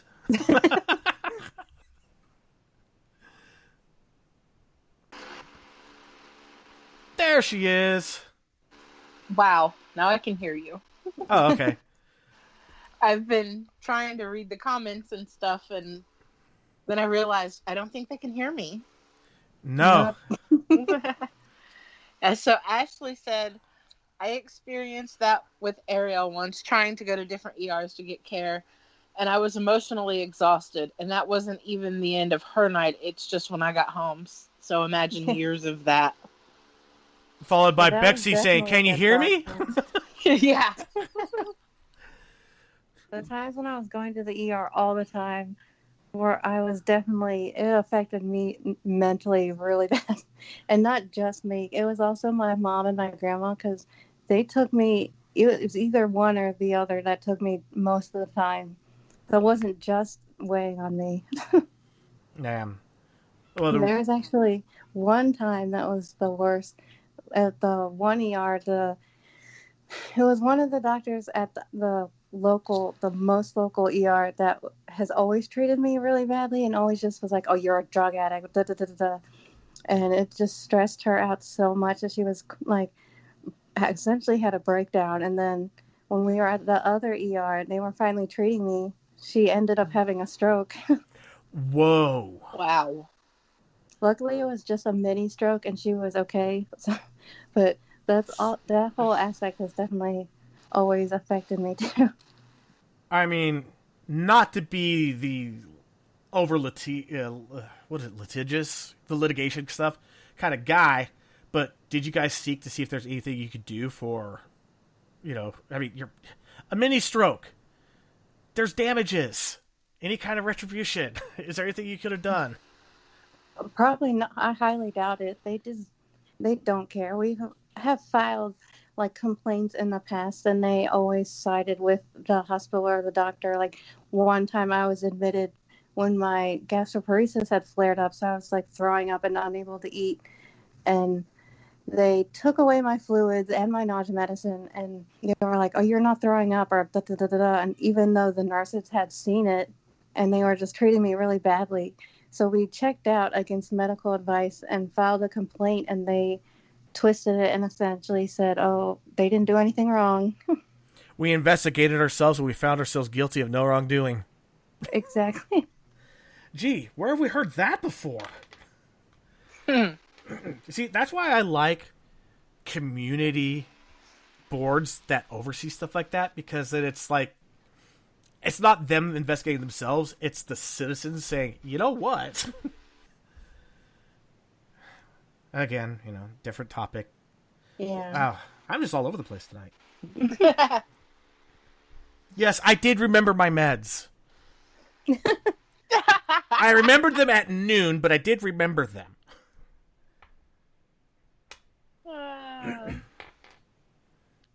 That's why I remember that I took them, because I remember to go, oh crap, I've gone all morning without my meds. Set an alarm on your phone. Yeah, no, the thing is, what I do is I wake up in the morning, I go straight to the bathroom, and right above, there's a shelf above the toilet, my meds are staring me right in the face. But this morning, it was, get up, oh crap, I gotta get Aubrey ready for school. Run to go get my daughter ready for school, and just went to the other bathroom. Oops. I should probably put a sticky note there that says, wrong bathroom, asshole. You shouldn't actually keep your medication in the bathroom if there's a shower that you use. I know, I don't have any other place to do it right now. I mean, I guess I could keep it in the dishwasher. I'm sure that'll work out great. Yeah, no, I know, but I just... With ADD, you have to do little tricks that help you, because your memory is basically Swiss cheese. And even though I'm really good at remembering things that are interesting, the mundane... Yeah, go ahead. Ask me what I had for dinner last night. I honestly couldn't tell you. But that's more mundane than taking your medicine. Yeah, but ask me what I had at dinner when I went to the kitchen, the restaurant here. That's just amazing. I could tell you every single course. It was amazing. Including the fact I got actual wasabi. Not the horseradish, not the horseradish with the green dye. Actual wasabi.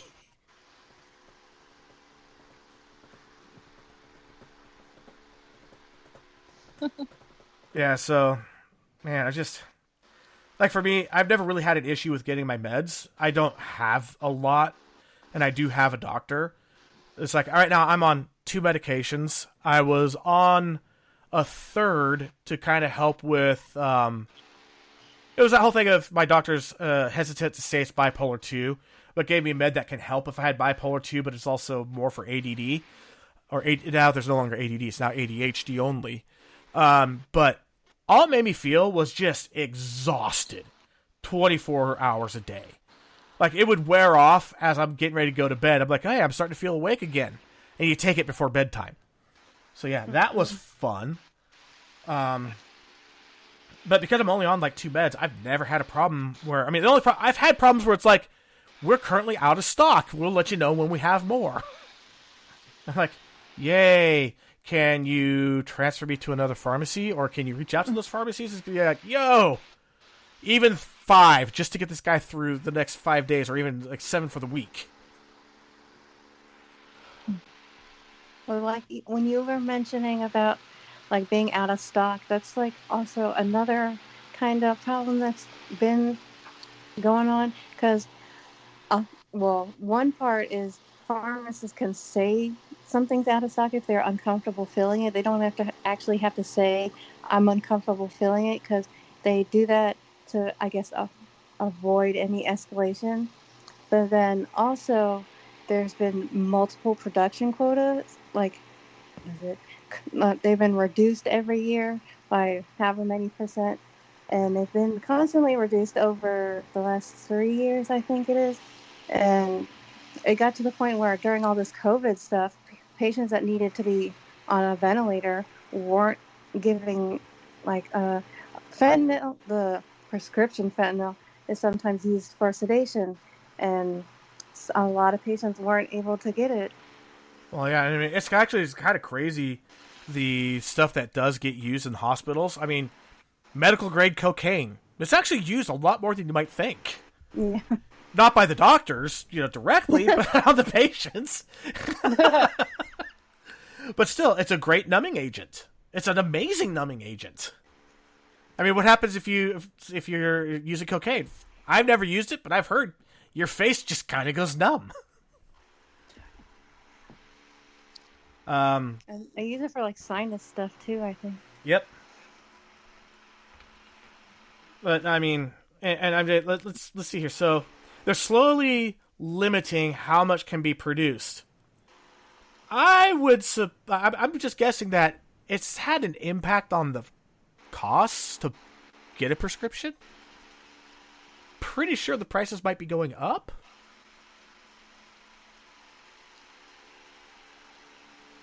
I'm not sure about cost.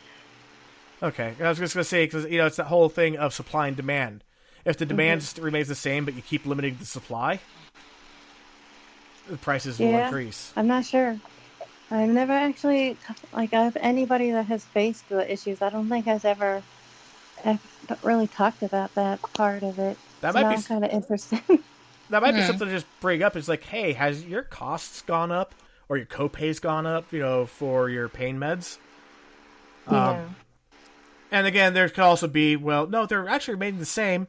And for all we know, there could be subsidies coming from the government going, oh, we're sorry that we're cutting your profit. We're sorry we're cutting back your production. Here's money to compensate. That wouldn't be surprising. Nah. Hey, but there have been like struggles with people just not being able to get it even before the COVID stuff because of the cuts in production, and even in hospitals, they were having to either limit who they were giving it to or use dosages and cut them in ways that is kind of unsafe to do because there's no way to really get it completely accurate. Right. Meanwhile, Brandy was talking about, with the ADHD thing, is we keep a checklist on a whiteboard next to the bathroom for my stepdaughter. We have whiteboards. We've done checklists. We get used to just walking by them. It's almost like the 3 blind mice every time we see the whiteboard. I didn't see it today.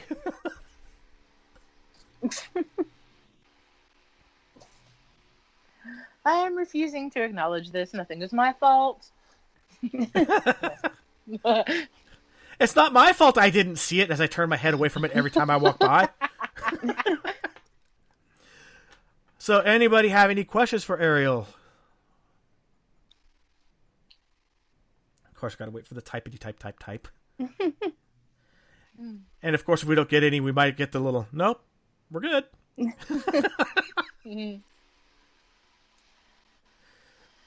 Nothing so far. So, Arielle, so far, how's your experience with this podcast? I definitely my nerves settled down. So Yeah, I mean that's my job. Bexy helps a lot with that. Like, holy crap. yeah, I worry about like rambling and trying to think of one topic and then going off into another topic. Right, and a lot of times, like, why I kind of will like go off on something a little bit here is in the hopes that it triggers something in you and you go, oh yeah. Well, it did a few times, so Perfect. and I'm glad I wrote things down. That helped me a lot. Yeah. Damn it, Devern. Oh my god. Hey, Betsy, this is yours. This one's yours. Devern says, do you dress up as a mermaid for Halloween? No, this year I was a cool cat. Yeah. Yeah, just before we went live, we were actually singing Under the Sea. Not even kidding. So... Okay, he says it was me. No, I was singing it too. As a kid, though, I always pretended I was a mermaid in the pool. I pretend I'm a dolphin. I keep swimming into nets. I'm just kidding. Speaking of, did you guys happen to see that meme for the cranberry bog dolphins? No. It says every year dozens of cranberry bog dolphins are caught in nets and canned in cranberry sauce. Which there's no such thing as a cranberry bog dolphin. It's just this, like one of those like PSA, pose law of the internet memes. I mean, I put it up on Facebook and people are like, "What did I just read?" However, I will say, this is something I read a story about. It's like, when people lie if people lie when they're interviewing for a job, like, what's the worst thing that could happen at your company? And this one person was like, look, I run a cranberry farm. And one question I ask every single person is, are you afraid of spiders? The reason I ask this is because we cultivate wolf spiders inside our cranberry fields because they keep the other pests down, like the grasshoppers and locusts and whatever else that will eat the crops. And then when we go and flood the bogs, wolf spiders can swim, but they can't swim well, but they do have enough visual acuity to find what's sticking out of the water. And you walking in your waders, you're sticking out of the water, and you will have literally thousands upon thousands of wolf spiders beelining to you, swimming your way, and you'll be absolutely covered. And he's like, you'd be surprised how many people are like, no, spiders don't bother me.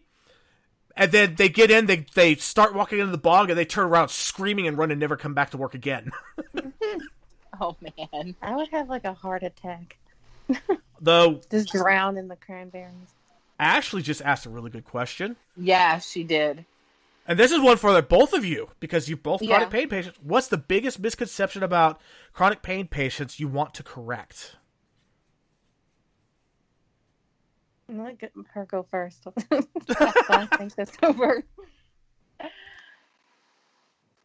I think one of the biggest things that I want people to that I would like to correct is that we are not faking. This is very real, the things that we go through and the way that, our bodies can betray us. And that's, basically what it is, my body doesn't like itself, so it's going to set everything on fire. And on those bad days, those really bad days where we don't have the energy and the motivation to do anything, let alone get out of bed, I I'd like to, have people realize that we're not, that's not a fake thing. We're not putting on that's very real. It's a very painful reality that we live in. And I mean, I could speak. And just because. And I can speak as a witness. It's like I can speak as a witness. I've seen your feet between flare up and non flare up. Yes. And I've seen your hands between flare up and non flare up.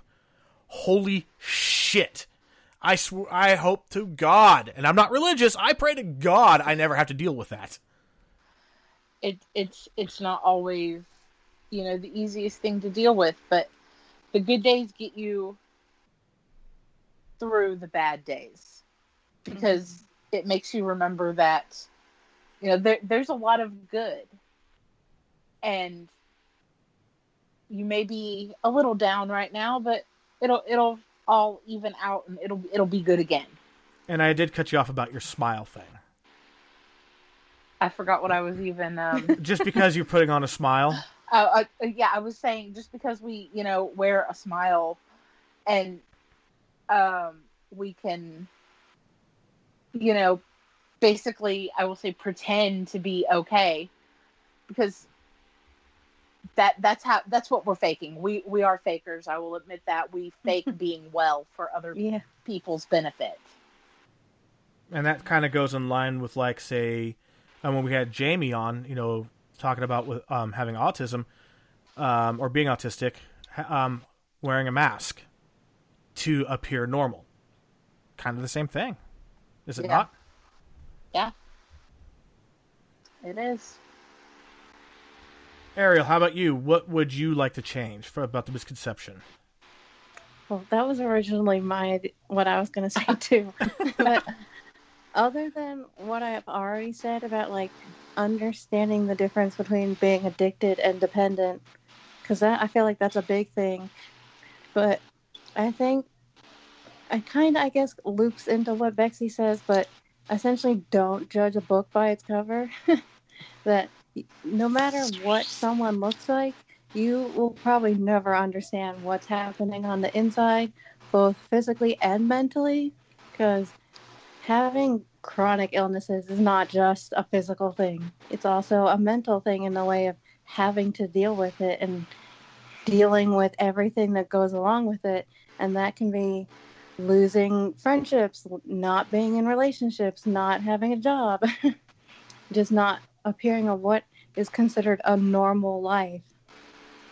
You damn millennials! Well, that's not the case. And I will say, some of the hardest working people I've ever seen are millennials. Like, holy shit, these guys can work. I'm a terrible millennial because I don't like avocados. You actually kind of left me speechless there. I'm a Gen Xer and I like avocados. I'm a Gen Xer and I like avocados. Uh-oh. They got them mixed up. Yeah. I prefer my avocados smashed with a little bit of lime, a little bit of tomato, some seasoning. On toast. Yeah, and basically I like guacamole. I was about to say, you like the guacamole. Oh my god, I love the guacamole. And I hate it's the weirdest thing, because I live in an area where there are just tons of mom and pop Mexican restaurants. And even when I was in San Diego, same thing, just tons of mom and pop Mexican restaurants. The best guacamole I've ever had, not kidding, Carl's Jr. The green burrito, whatever it is about their guacamole, it is freaking out of this world. I think they put crack cocaine in it. I don't really think they do, but it's good. Ashley actually had a recipe for mac and cheese, I think it was, that accidentally said add crack. Oh, okay, just let me go. Let me just go drive into a bad neighborhood and see if I can find any. Meanwhile, the prostitute's looking at you going, wrong crack. Yeah, that would not be some good mac and cheese, though. Oh, God. Wait, where'd this cheese come? Okay, I'm going to stop now. Oh, God.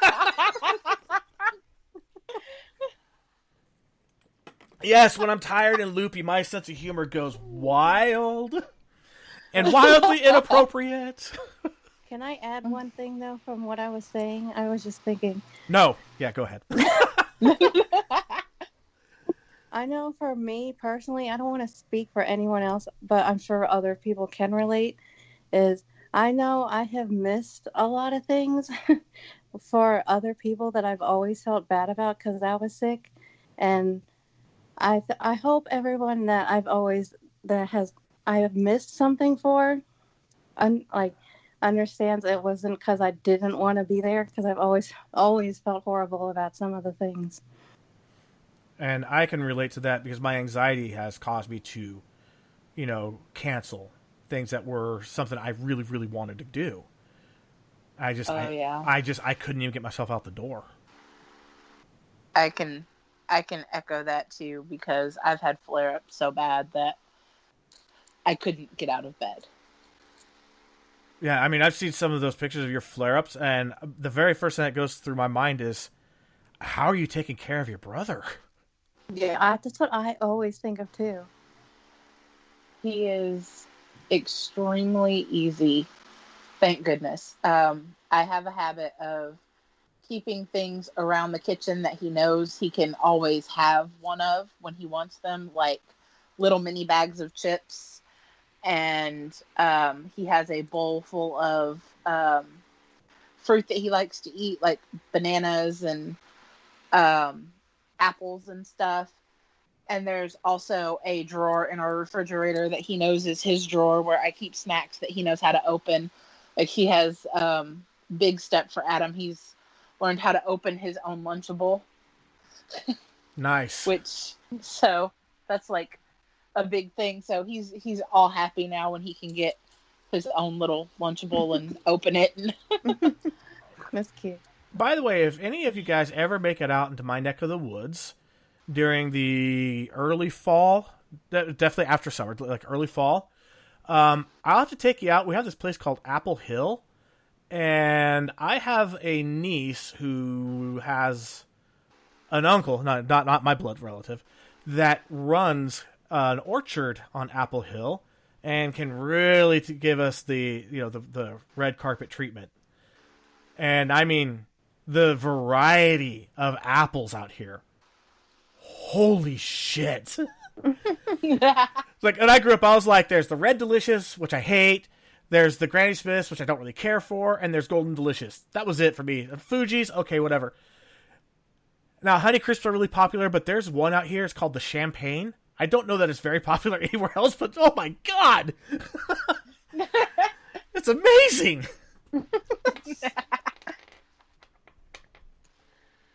Man, I had a question too, but I forgot what it was. Yeah, Brandy, Apple Hill is the best. The apple donuts are tasty too. Oh yeah. Now, if you go down to San Diego, there's Julian. They also are huge on their apples, but their big thing's the apple pies. Like, you go into like main San Diego, Julian's like an hour and a half away, but during apple season, man, everybody is selling Julian apple pies. And what on about your apple cider? What was that? What about apple cider? Oh, of course. Of course. Gosh. I love That was apple always cider. my favorite thing about apple picking, was getting apple cider. Yeah, apple I cider. love awesome. apple cider. Me too. Yeah, and there's also down at, what was it? It was I forgot the name of the town. It's this little itty bitty Santa something else bakery. It's a world renowned bakery. Like, almost none of their bread is actually distributed in the U.S. It's distributed internationally. But you go to the bakery, you get their bread, and oh my god, their Dutch Crunch bread was amazing. It was like, the effect on the roof of my mouth was like eating, as much Captain Crunch as you can, as fast as you can. Because it was wow. Yeah, I mean, this Dutch Crunch, it was so crunchy, it was like eating fiberglass. But the painful, the flavor was so worth it. So I'm going to shred my mouth, but I'm going to enjoy it. Oh, yeah. Oh, God, yeah. I tell you, I didn't know what it was like on the insides. I was just thinking, man, that's... It's like, I'm not a masochistic person, but when it comes to that bread, I am full-blown food masochist. destroy my mouth. It tastes too good. That sounds like me with like the Popeyes spicy chicken sandwich. Oh, those things are so good. It's just like the sauce that's really good for me. But I deal with like the way it like upsets my stomach and stuff. All right. Because it tastes so good. So here's what you do. You go to the Popeyes. You get their mashed potatoes and request a Cajun sparkle packets and put it in. It is freaking amazing. Best mashed potatoes I've ever had. Usually I get fries just so I can counterbalance the spiciness. Oh yeah, the gravy and the potatoes, even with that packet in there, it really helps to chill out the spices of other things. I mean, Popeyes can get a bit spicy. Mm-hmm. Yeah, like you go to your Carl's Jr. Oh, I'm gonna get a spicy chicken sandwich. You go to Popeyes. I'm gonna nuke my mouth.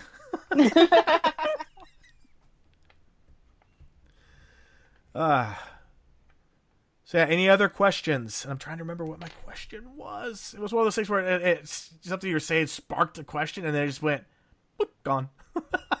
Can I throw in one other random thing? Yeah. Regarding the whole DEA thing, about them like going after doctors. They actually self-fund their whole diversion, like with a division. So civil assets Civil asset forfeiture. Yeah. And well, I can't even read this. Oh, and they get incentives for the more raids that they do. So they're essentially funding themselves by doing these things to keep doing these things. Right. And all it takes is for them to say, we think that your whatever your, like for me, like your Kia Optima was used for drug running. It's now ours. And you have no way. I mean, you could fight it. It's very hard. It's very hard, very expensive. And you don't know what your car's condition is going to be like when you get it back. Because if you win, there's some pretty vindictive assholes in there. And they will fuck up your shit and be like, tough. Kat was saying not very hot really could be spicier, flavorful, though.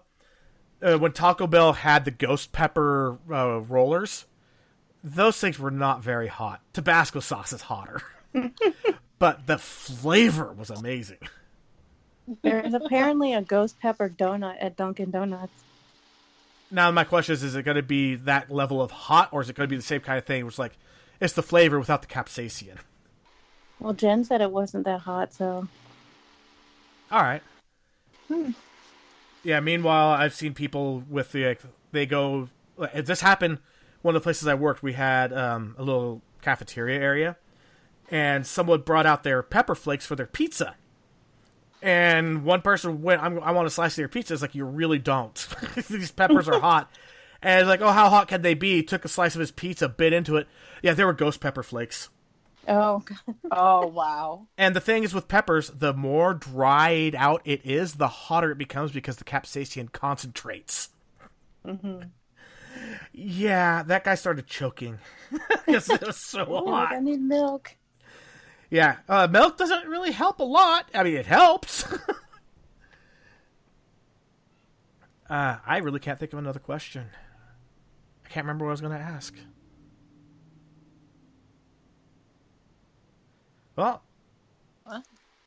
you know what? Arielle, again, thank you for coming on the show. I'm glad that we were able to get you to do it. Sorry we pressured you, but what you had to share, I knew you had an amazing amount to share, and there was so much that you shared that I didn't know beforehand. That, Same here. And you're a patient yourself. Mm-hmm. I think, I mean, there's so much that I was unaware of, and I'm just amazed by it. Yeah, I know. Oh, yeah. Talking about that whole civil asset forfeiture thing. Jeez. That is one area. Okay, I'm going to go ahead and promote one politician who has consistently, his entire career, fought civil asset forfeiture, and I applaud him. Rand Paul. The dude does not quit on civil asset forfeiture. There's a lot of things that you may not agree with him on that, but I mean, that right there, being able to steal someone else's property under the pretext of, oh, it was using drugs. And that is just such BS. All they have to do is accuse. They don't have to prove a thing. Yeah, in those situations, it's the opposite of guilty or innocent until proven guilty. Yeah, it's you're guilty unless you can prove your innocence. And the problem is that it's really difficult to prove a negative. How do you prove you didn't sell drugs? So here's my receipt of not selling. And that's the problem. You know, you could prove a positive, you can't prove a negative, and there's so many things out there, so many people, and the politicians have been playing it a lot lately of, oh yeah? Well, prove it didn't happen. No, you're supposed to prove it did. Just...